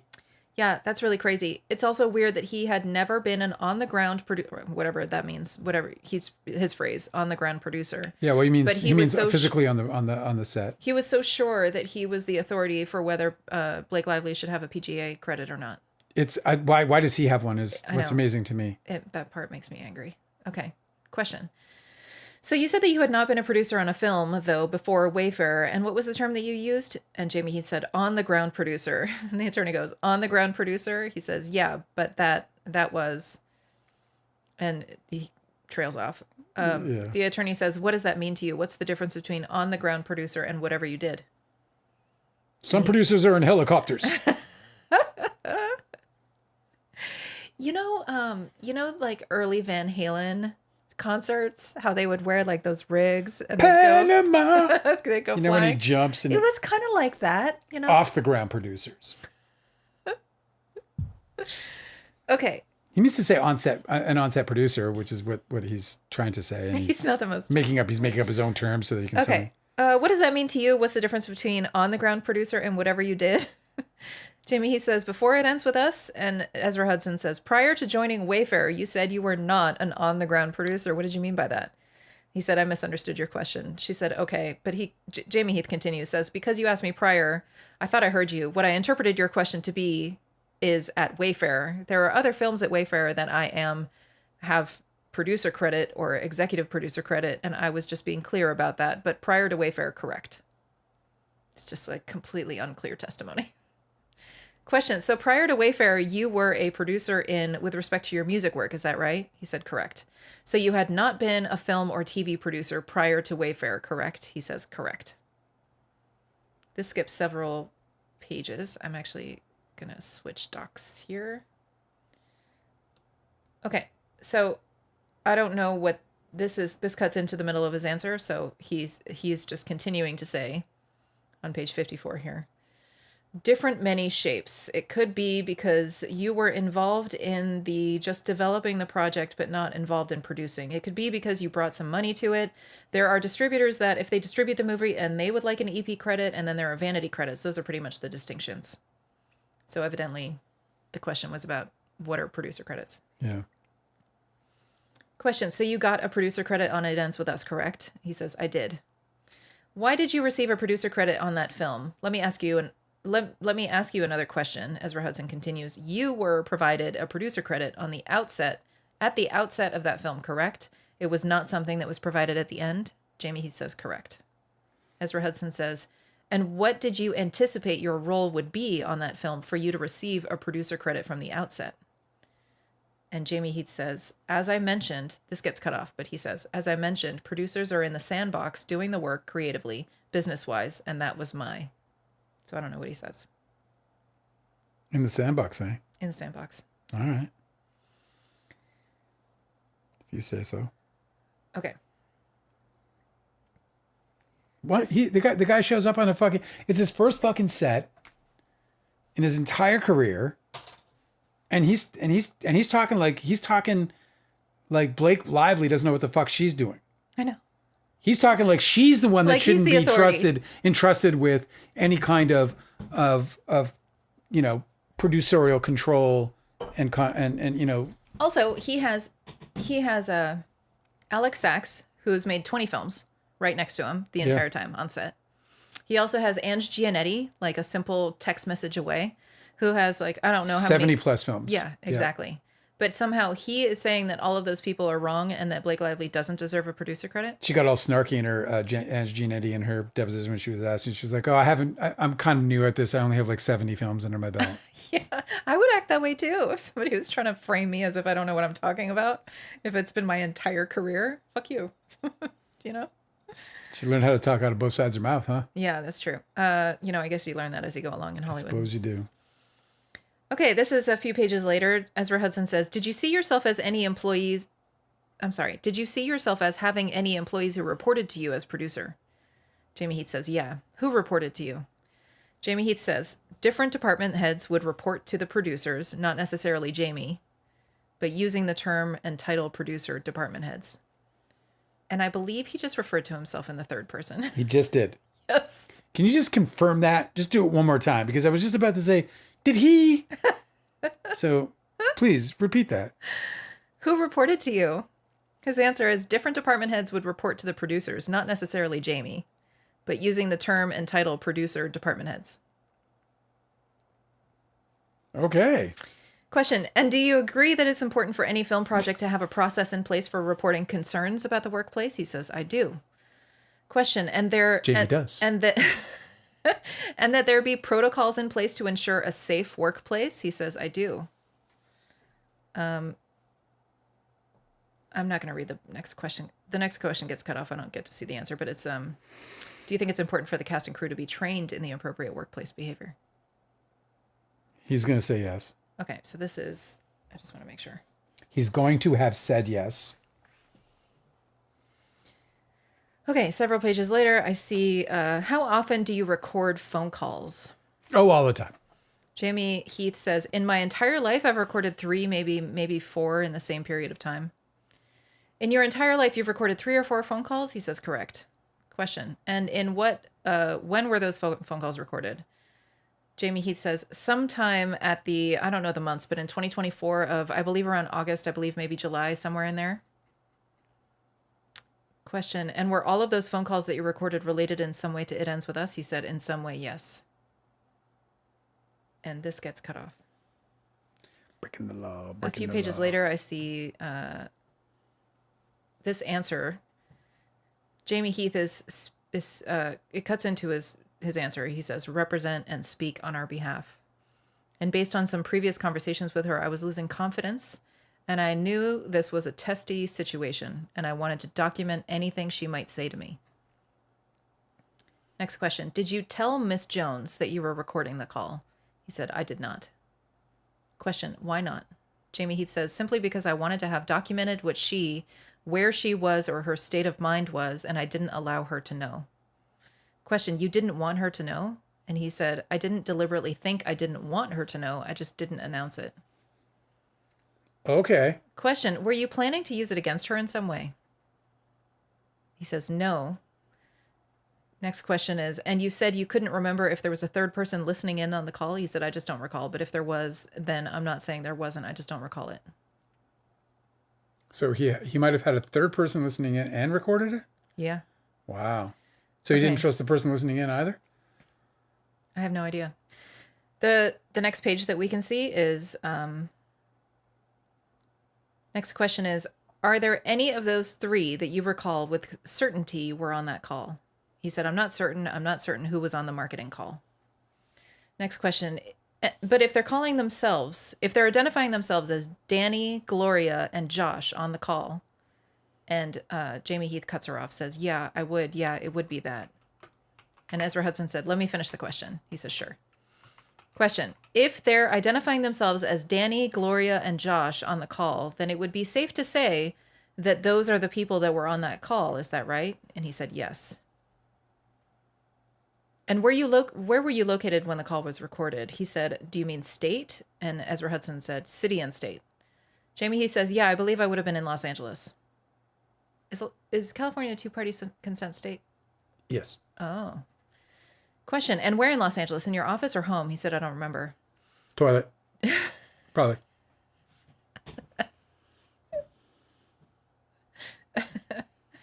Baño. Do you know where the other participants in the call were located? He said, I don't. I don't know if they were working remotely or out of their offices. I don't. Question, and is it your understanding that Danny Magan, Gloria Hahn, and Josh Greenstein worked in Los Angeles also? He says it is. And those are all the people who recorded it, presumably. Yeah, and why did you record that call? Jamey Heath says, we were at a point where we were discussing and being told that we were not allowed to either go to the premiere or if there was, what that would look like separately. We were trying to navigate through all of that and all that led up to that, and I don't know who to trust at this point, and I was concerned. Question. What was the point of recording the call? Jamey Heath says, so I could listen, reflect back to it possibly. A lot is said, and I wanted to have some sort of memory of it to document it. Now he wants to document things. Question. Did you tell any of the participants in the call that you were recording them? He said, I did not. And why not? And Jamey Heath says, I didn't consciously think of why not. I just didn't.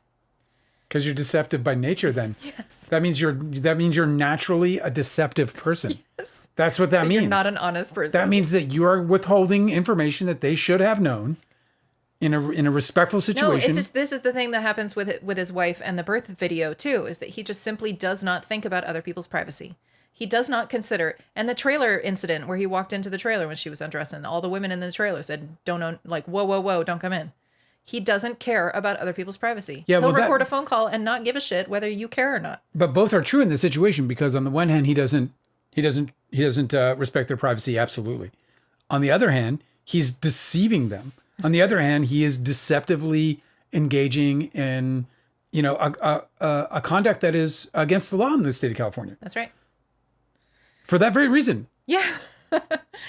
And the funny thing is that he said at one point in his answers about it that he just wanted them to be authentic and not have.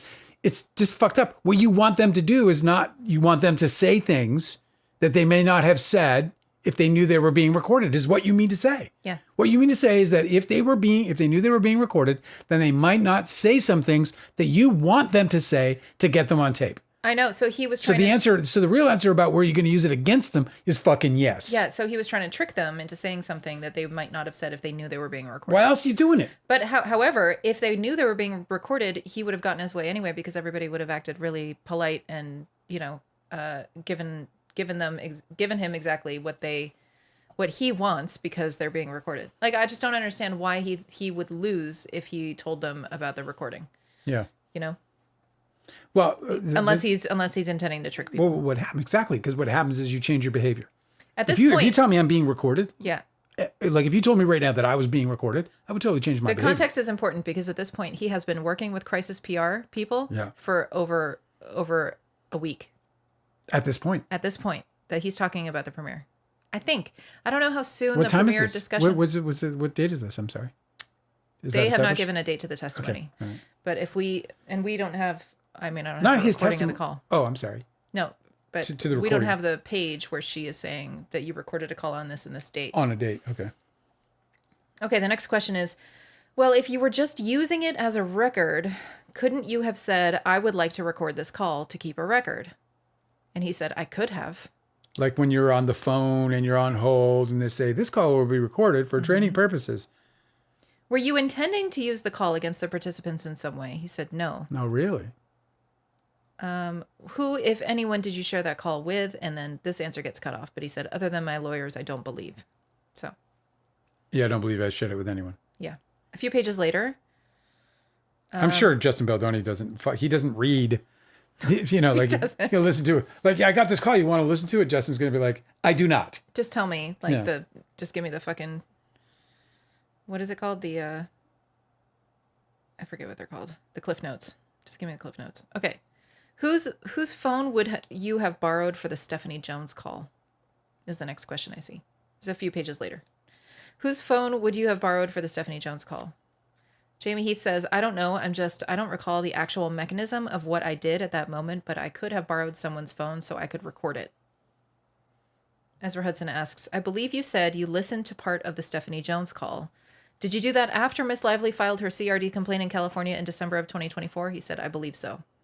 Did you send the call to your lawyers before either this Stephanie Jones call or any of the 4 calls to your lawyers before you sued Miss Lively? He said, I don't recall the time.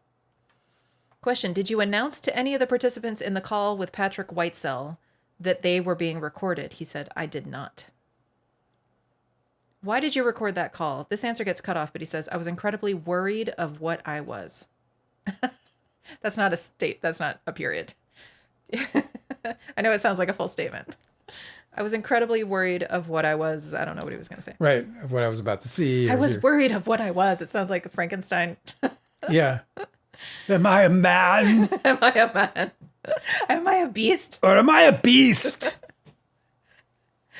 Okay, question. And you said, this is several pages later, so sorry, guys. This is what I got.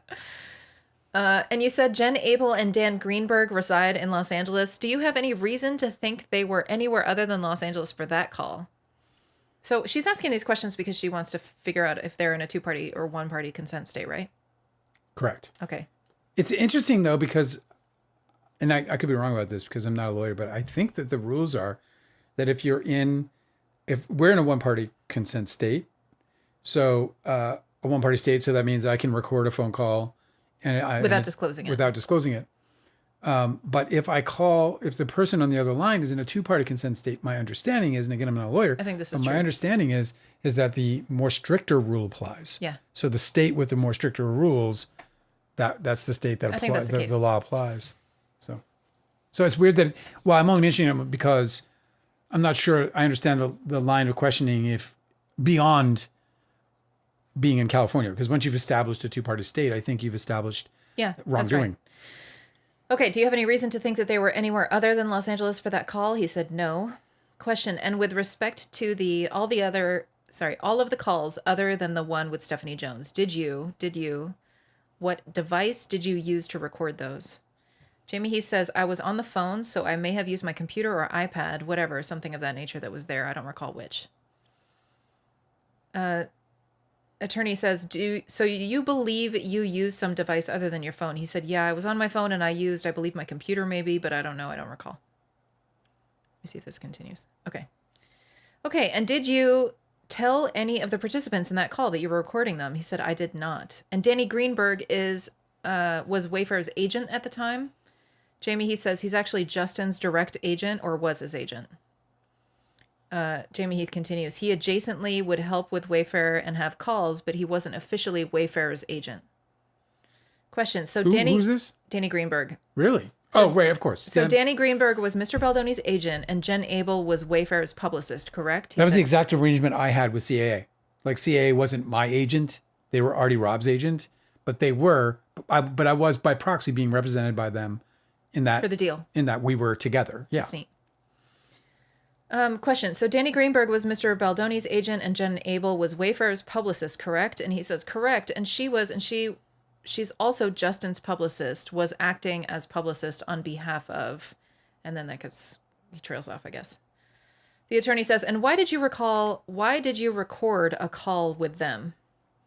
He says, Danny was calling to read us a letter that we were told was written by Ryan Reynolds and Blake Lively. And they were going to articulate the call to me, so I recorded it so I could have the letter documented. Okay, this is a few pages later. Ezra Hudson asks, my question is this the employee handbook? It's a bummer that this doesn't continue.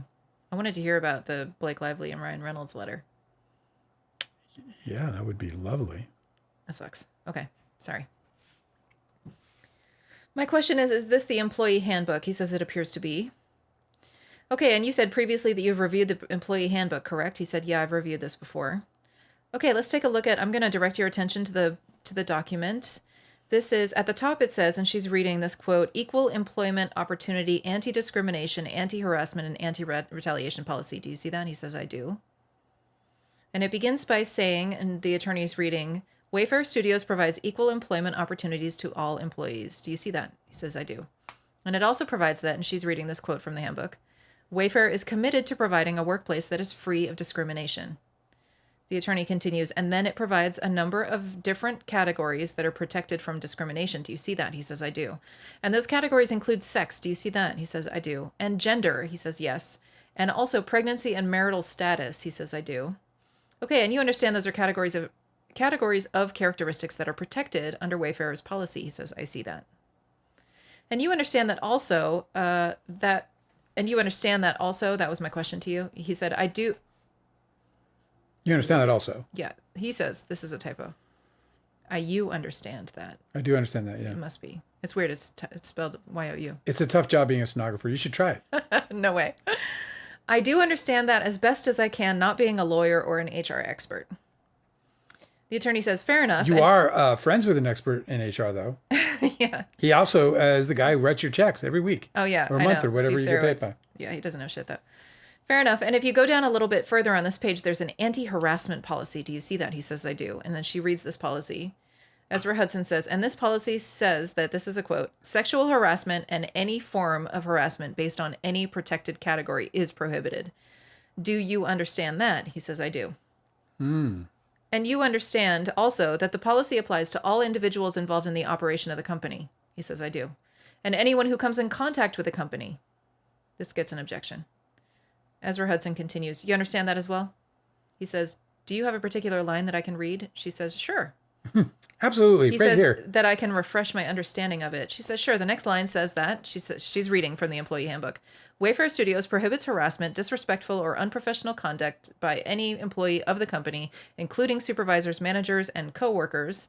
And then it goes on to say that, and she's reading this quote, the policy also applies to vendors, customers, independent contractors, unpaid interns, volunteers, persons providing services pursuant to a contract, and any other persons who employees may come in contact with.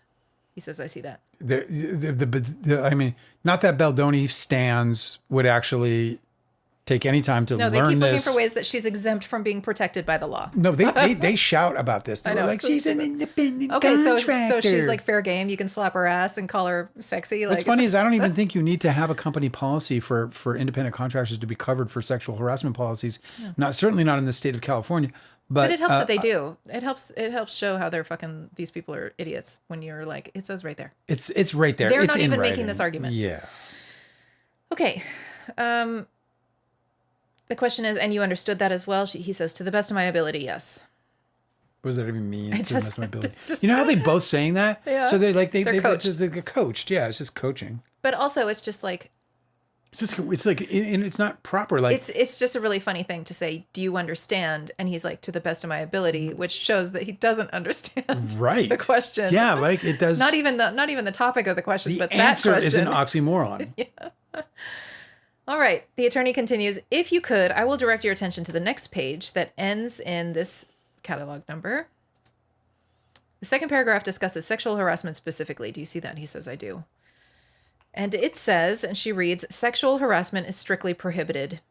Did you understand that to be Wayfair's policy? He said, yes. No, I thought it was totally allowed. And did you also understand that under Wayfair's policy, sexual harassment includes harassment that is not necessarily sexual in nature? Jamey Heath says, it gives examples, offensive remarks about one's sex or gender. The attorney says, right. But you understand that sexual harassment doesn't necessarily have to be sexual in nature. And Jamey Heath says, I understand that as long as we continue the sentence, because where you're not pausing at a comma or a period, so I believe that the whole sentence needs to be included in order for me to respond. He's trying to get her.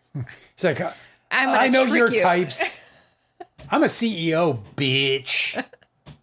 I know you're trying to trick me into admitting that we shouldn't sexually harass How much people. you get paid an hour? Because obviously I should be making triple. Question. So you believe that the part of the sentence that says sexual harassment does not necessarily have to be sexual in nature is not a standalone sentence that you, and then he cuts her off. He says, no. He says, I'm not trying to argue that. I just don't want to make a comment, give commentary on a portion rather than the whole thing. That's all. You're required to answer the questions you're asked, fuckface. Ezra Hudson says, well, setting that aside. Sorry. She says, well, setting aside what do you understand generally that sexual harassment does not have to be sexual in nature? Jamey Heath says, to the best of my understanding, I think that generalization is probably correct, but I'm no expert in this.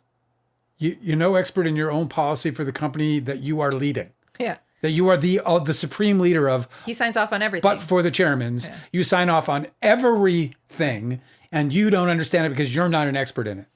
Ezra Hudson goes, okay. And it includes, like you said, offensive remarks about one's sex or gender, right? According to this policy, he says it does.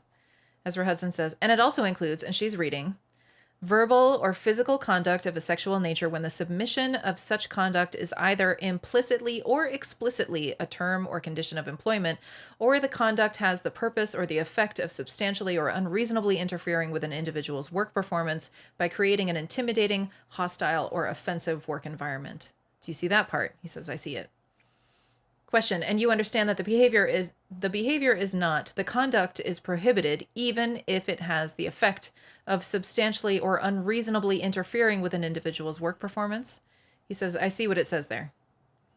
Ezra Hudson says, okay, and I just want to make sure you understand, not just see, that conduct that has an effect is prohibited under your policy as well, not just conduct that has purpose.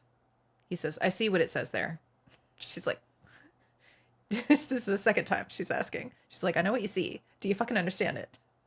She says, and you understand that? He says, I understand the general understanding of it, yes. Wow. This guy, man. I have a theory that the reason why coffee is on display. The reason why Justin Baldoni keeps this guy at his hip all the time is because he just wants like a dumb ear to bounce. It's like that big dog with the little dog that bounces around and like goes, what do you say? You want to be my pal? You want to be my pal? You want to be my pal? You're my pal. Oh, you're the biggest guy. You're the biggest guy. That guy. Yeah, I think it's like that because I don't know how much. I don't know. I don't want to bash this guy because I'm obviously very biased. Like I have a bad opinion of these people and the way they conduct themselves professionally. But like, I don't understand why this guy, I guess he's playing dumb and he's not actually, I don't know. By the way, if you appreciate Angela reading these depositions day in and day out for us, just hit the like button and help out the live. Thank you. Also subscribe. Here, watch this. Go watch the screen. There it is. Button pressed. Go ahead, Angela. So she had to ask him 3 times, do you understand it? And he said, I understand the general understanding of it, yes. And that makes Ezra Hudson stutter. She says, and okay, you, and what is it that you understand that to mean? You fucking weirdo. She's like, let me try and ask it another way. Jamey Heath says, I understand that, yes, any things in this nature are prohibited. Ezra Hudson says, and do you understand that it's prohibited even if it has the effect of causing these things? That creating an, and she corrects herself, interfering with an individual's work performance, creating an intimidating, hostile, or offensive work environment, even if that's not the purpose of the conduct. He says, I understand what that states there, yes. Ezra Hudson says, and you, okay. And then if you go on to the next paragraph. She's like, okay, you don't have to, like she's realizing like, I don't have to pin him down to that it being his company's policy because it is. We'll just get to that later. By the way, Phil Ballman said something really funny. Said, I've been watching NYPD Blue and I want to see Justin Baldoni, Steve Sarowitz, and Jamey Heath in an interview room with Andy Sipowicz. Fucking Dennis Franz would just like gut them. Yeah. And he would drop like, that was like the first show I ever watched where they dropped shit, like the word shit on like regular TV. I was like, you know, like, don't give me any shit, like Dennis Franz being like, and I'm not going to take any of your shit. And I'm like, oh my God, these cops are serious. He just said, did you hear that? He's going to start battering the witness any minute. That was back when like you could lose your candidacy for the presidency by misspelling potato. Yeah, those were the days. Yeah. I am actually, it's like I could not overstate how upset I am that this case is not going to be televised because I really do want to see the looks on their faces when they're being cross-examined. I just want to see them get completely fucking, I know we all do. I know that the other side does too. So we should all be allowed this, but we can't because it's federal court and we won't be able to. Okay. Ezra Hudson says, and then if you go on to the next paragraph, it says that she's reading this. This is the quote. Sexual harassment may include a range of subtle and not so subtle behaviors. Do you understand that? He says, I understand it. And then... if I say nice bumps. And that these, and she's reading this quote, depending on the circumstances, the behaviors can include sexual jokes and innuendo. She goes, right? He says, I can see that there. Ezra Hudson says... Oh, so I'm kidding doesn't count? Huh? Oh, I mean, so I'm kidding counts. I guess. She says, you can see that, and do you understand that sexual harassment can include sexual jokes and innuendo? He says, I understand that it's there, yes. She's like, well, I'm not asking you if you can read it. I'm asking you if you understand it. He says, sure, I understand that it's there. I do. He hates that he's cornered into this because it's right there. They're fucked with a capital fucking F. In fact, all caps. All caps. They're all caps fucked. She says, I'm understanding. She corrects herself. If you understand the language that's being used here. And he says, my answer is, I understand that it's there. That's all I can give you. You think this is Ezra Hudson says, that's all you can do? So you can't say whether you understand that sexual jokes and innuendo can be sexual harassment. According to your policy. He says, Jamey Heath says, I understand that it says that there, yes. Oh my God, put that on the stand. I don't understand why she's not like that is just pouring the sauce, on the fucking foie gras. Does foie gras have sauce? God, that's horrible. I don't want any foie gras. Yeah, good.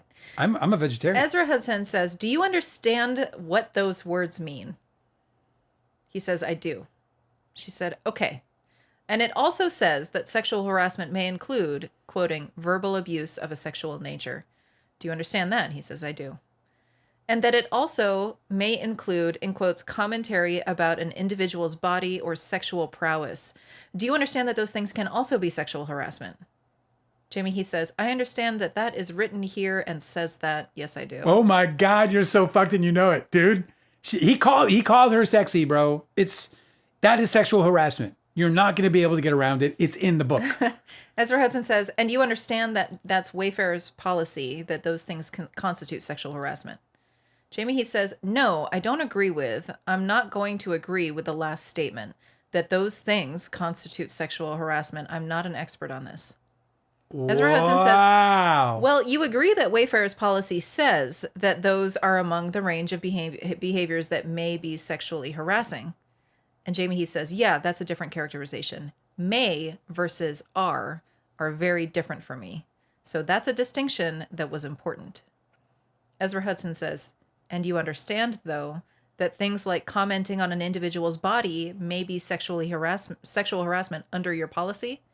He says, I'm going to say that I understand what it says here and I can follow. Do I understand it to the level that my attorney or my HR person does? I don't. So how can you then comply with that policy? How do you then comply with your own? How do you enforce it as a supervisor? As a supervisor, when somebody comes to you, got your fucking HR person lives in another state most of the time, is considered fucking retired. You guys never even see her. She's a fucking dinosaur in the business. And God bless her, man. Enjoy your fucking retirement. We're all headed that way if we're lucky enough. But this fucking guy is trying to represent in a litigation where he's the fucking supervisor, the highest fucking ranking person on the set, and he's trying to say that he can't comply with his own policy because he's not an expert in it, so he can't know when he's violating it. So Jamey Heath wants us to understand that the co-host of the Man Enough podcast cannot be trained in sexual harassment prevention because he'll read the words and understand that the words are written, but he does not understand the concepts that the words are trying to convey. Wow. So he cannot be trained to understand how to manage a set, how to be a producer on a set that inhibits, manages people in sexual harassment scenarios. I don't know, whatever. I just can't believe it. The co-host of Man Enough podcast, everybody. can't get his head around it. And it's just like crazy because what he's trying to say is that there's a legal definition and there isn't. It's defined by his fucking own words or their own words in their own document. And not only is the language very clear for a perfect, high school education is all you need or less than a high school. It's probably grade 5, reading, writing comprehension. It's very clarifying though. That he's saying that he has a comprehension problem, that he struggles with this sort of basic comprehension. So I understand why he was such a bonehead on the set, why he kept walking into these sexual harassment scenarios, because he does not comprehend what's at stake. He doesn't understand the situation. He's being asked about it, and he's like, yeah, I understand the words on the page, but I don't actually internally, I haven't actually, cognitively processed what this means in order to understand it. What the fuck? What the fuck? It's clarifying, isn't it? Because the whole time that he's he put his family's private home video with his nude wife in it, just like straight in Blake Lively's face without saying anything to her first. After showing it to his good pal, Justin, who was all aboard. He was told by Justin do it, and he just went and did it. And this is actually really clarifying about what kind of brain conducts the automaton that fucking walks over and does that kind of dumb shit. You know? You should probably find a stopping point. That's fucking amazing. Kiki's here, by the way. It's nice to see you, Kiki. Tangerine's here because she can't sleep. I hope she gets to sleep. Okay, so his last answer was, and yeah, I'm gonna, next time that there's a page break, I'll stop. Okay. Yep. He says, I'm going to say that I understand what it says here and I can follow. Do I understand it to the level that my attorney or my HR person does? I don't. And Ezra Hudson says, well, I didn't ask you that. She says, I'm just asking you for your understanding. And he says, I think I've testified to it. Ezra Hudson says, okay, well, do you also understand that your policy provides that touching in certain circumstances may also constitute sexual harassment? And Jamey Heath says, may, quoting, may, I think, again, I'm not trying to be combative with you. You are a lawyer and you are really brilliant and I've seen your work and I'm not, so I want to be careful that what I'm testifying to is accurate and not, so I see that. But I also think the context when you say touching, I think that depends on what kind of touching, certainly. Ezra Hudson says, well, I'm not going to argue with you. I'm just trying to understand if you understand what Wayfarer's policy says. As the CEO of the company. Yeah. Jamey Heath says, I understand what Wayfarer's policy says, yes. She says, and you understand... This fucking guy like building a castle out of a fucking cabin. And you understand that it identifies certain types of behavior that can be sexually harassing, right? He says, I see that. And the behaviors that I'm reading to you are the ones that are included in Wayfarer's policy. Do you understand that? He says, I see it. I see that. She says, you see it, but do you understand it? You fucking... He said, I understand that. She says, okay. And it also includes, and she's reading this quote, physical, verbal, or visual conduct of a sexual nature. She continues, that can be sexually harassing as well under Wayfarer's policy, right? He said, sure. Okay. And then I would like you to move down a little bit on the page, a little bit in the section that focuses on supervisor and manager responsibilities. Do you see that? He says, I do. I see it. Oh. I know. She says, it says, and she's reading, if any supervisor or manager becomes aware of a violation of this policy, they are obligated to report the violation to human resources or management so Wayfarer Studios can investigate and, if appropriate, take corrective action. Do you see that? He says, I do. And did you understand in your management role, you had an obligation to report to human resources anytime you became aware of conduct that fell within this policy? Jamey Heath says, if I became aware of conduct that fell within this policy, I see that I am obligated to report that. Okay. To whom? He continues, if I became aware of it. Oh, okay. Like already like making sure that part's clear. Because you understand now that that's his defense. He said it twice. Ezra Hudson says, and you understand that before this moment? He says, yes. She says, okay. And have you always understood that's your obligation? He said, yes. That's interesting. Ezra Hudson says, let's take a look at the next page. There's a section on investigation. Do you see that? He says, I do. And it says, and she's reading this quote, any reported allegations of harassment, discrimination, or retaliation will be promptly and thoroughly investigated by qualified personnel in an impartial manner. Wayfarer Studios will ensure that these personnel will use the evidence to reach reasonable conclusions. The investigation may include individual interviews of parties involved, and Wayfarer Studios will maintain appropriate documentation and tracking to ensure reasonable progress is made. Do you understand that was Wayfarer's policy regarding investigations? He says, I do. Okay, and it also says at the end, and she's reading this quote, if misconduct is found, Wayfarer Studios shall take prompt corrective action as appropriate. Corrective action might include termination from employment. Do you understand that to be Wayfarer's policy with respect to investigation? He says, I do. Jamey? Yes. Jamey? It's like Jamey talking to himself. Oh, Jamey? Yes, Jamey? We got a complaint. Again? Yeah. But this time I'm going to have to let you go. What do you mean you're going to have to let me go, Jamey? I was only looking at her eyes. I didn't look at her bare chest. When Jamey fires Jamey. New episode. Okay, you understand it now, and you've always understood that, right? He said, correct. And you've actually been involved with investigations of workplace matters in your role at Wayfarer, correct? He said, I believe so. Oh, so he knows how it's done. Ezra Hudson said, yes, Wayfarer also has an anti-retaliation policy, correct? He says it does. And she's reading. And it says, if there are, this quote, retaliation against an individual for reporting harassment or discrimination in good faith, or for participating in an investigation of a claim of harassment or discrimination, is a serious violation of the policy and can also subject one to disciplinary action, including termination. By the way, they already have Justin Baldoni on record saying that Blake Lively and Jenny Slate's complaints were made in good faith. That's right. He says it in his deposition. We read it here live. He said, yes, I see that. Okay, all right. Ezra continues. Did Wayfarer, was there a separate human resources department on the movie It Ends With Us? He said a separate human resources. She clarifies, yes. He says, no, typically movies don't have a separate human resources department. She goes, that's your understanding?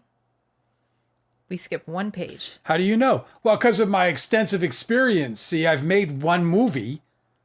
Like, come on, bro. This is where I'll stop because he's like not an expert, then he's an expert. You know? They start talking about an email okay, involving Alex Sachs. Well, that's an auspicious beginning for Blake Lively. He is so difficult. Like, it's so funny how much more entertaining the other ones are compared to him. It's going to get entertaining. He's juicy. Because Ezra Hudson is entertaining. Yeah, and he's avoidant and, you know, etc. John Farm's going, la, la, la, I can't hear you. La, la, la, I hear nothing.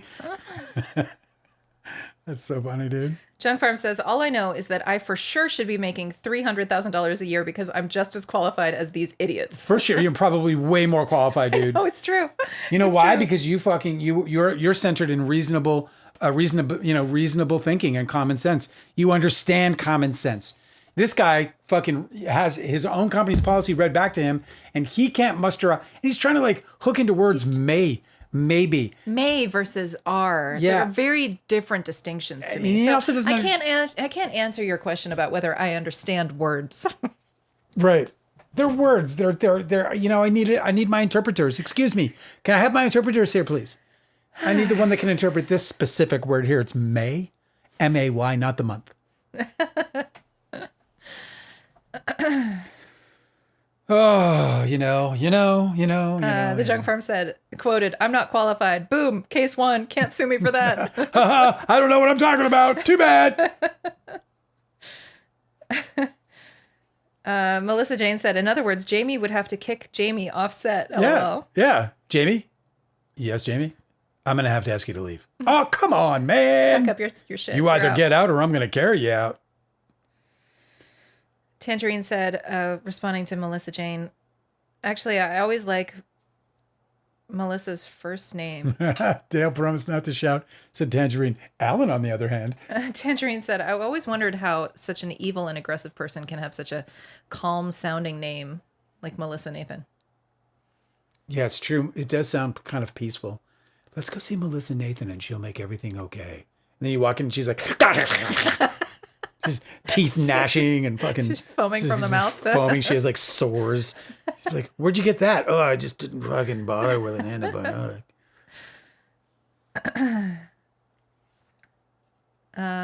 Kiki said, Jones has sought leave to amend her complaint to add Jamey Heath as a defendant regarding his illegal phone recording.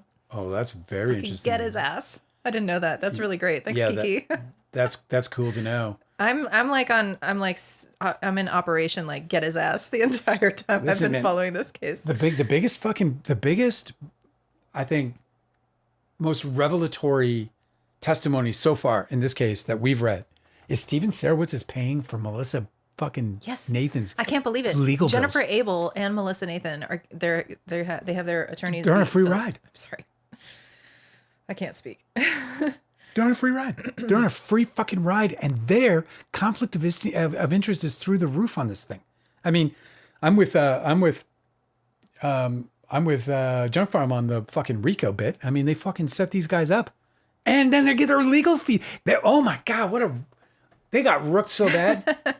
Deanne is imagining this Jamey Heath saying, "What is this beautiful house? Who is this beautiful wife? How did I get here?" How did I get here? Cueing like David Byrne dance, like the big shoulder pads. Yeah.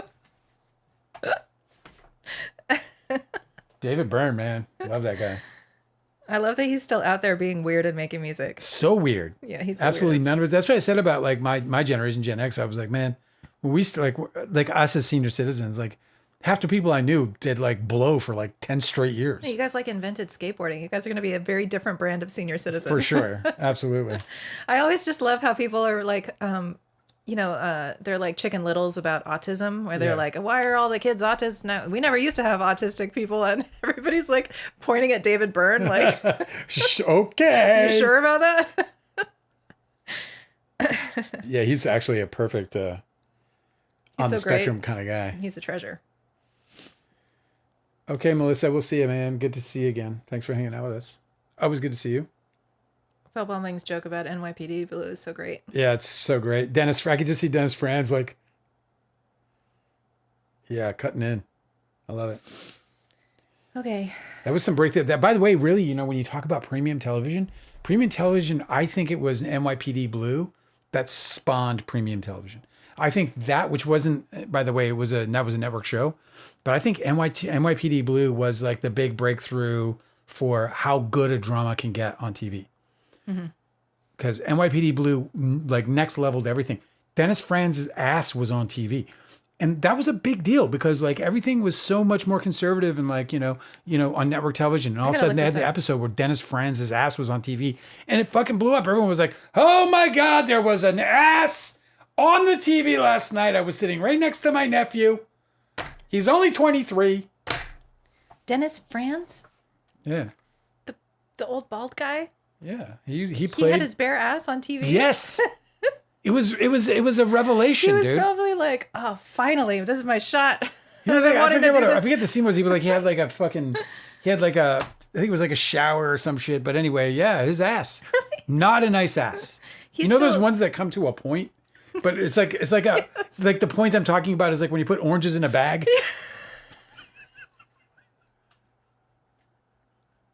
Like that. Just like that. All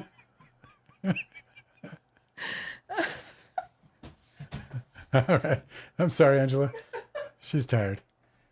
The orange is in the bag. God, that's too funny. You know what ass I'm talking about. Because I can picture it. Oh my God. I think that's the ass that they draw on like SpongeBob SquarePants. It's a funny one for sure. A couple oranges. Hey, you got to check out NYPD Blue. Follow Fel Baumling's lead there. It's a fucking good one, man. That show, I kind of missed that show. I didn't see. It was Jimmy Smits in his top form. Jimmy Smits in his top. This is Jimmy Smits' top's form, man. It was broken the best.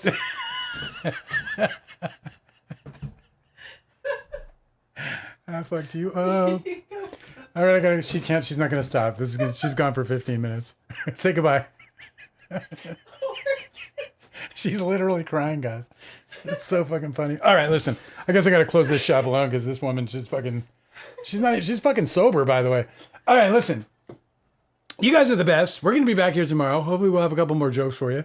Thanks for bringing the Dennis Franz stuff because I love that guy. And we're gonna read Jamey Heath and we're gonna cover all the other madness about the town.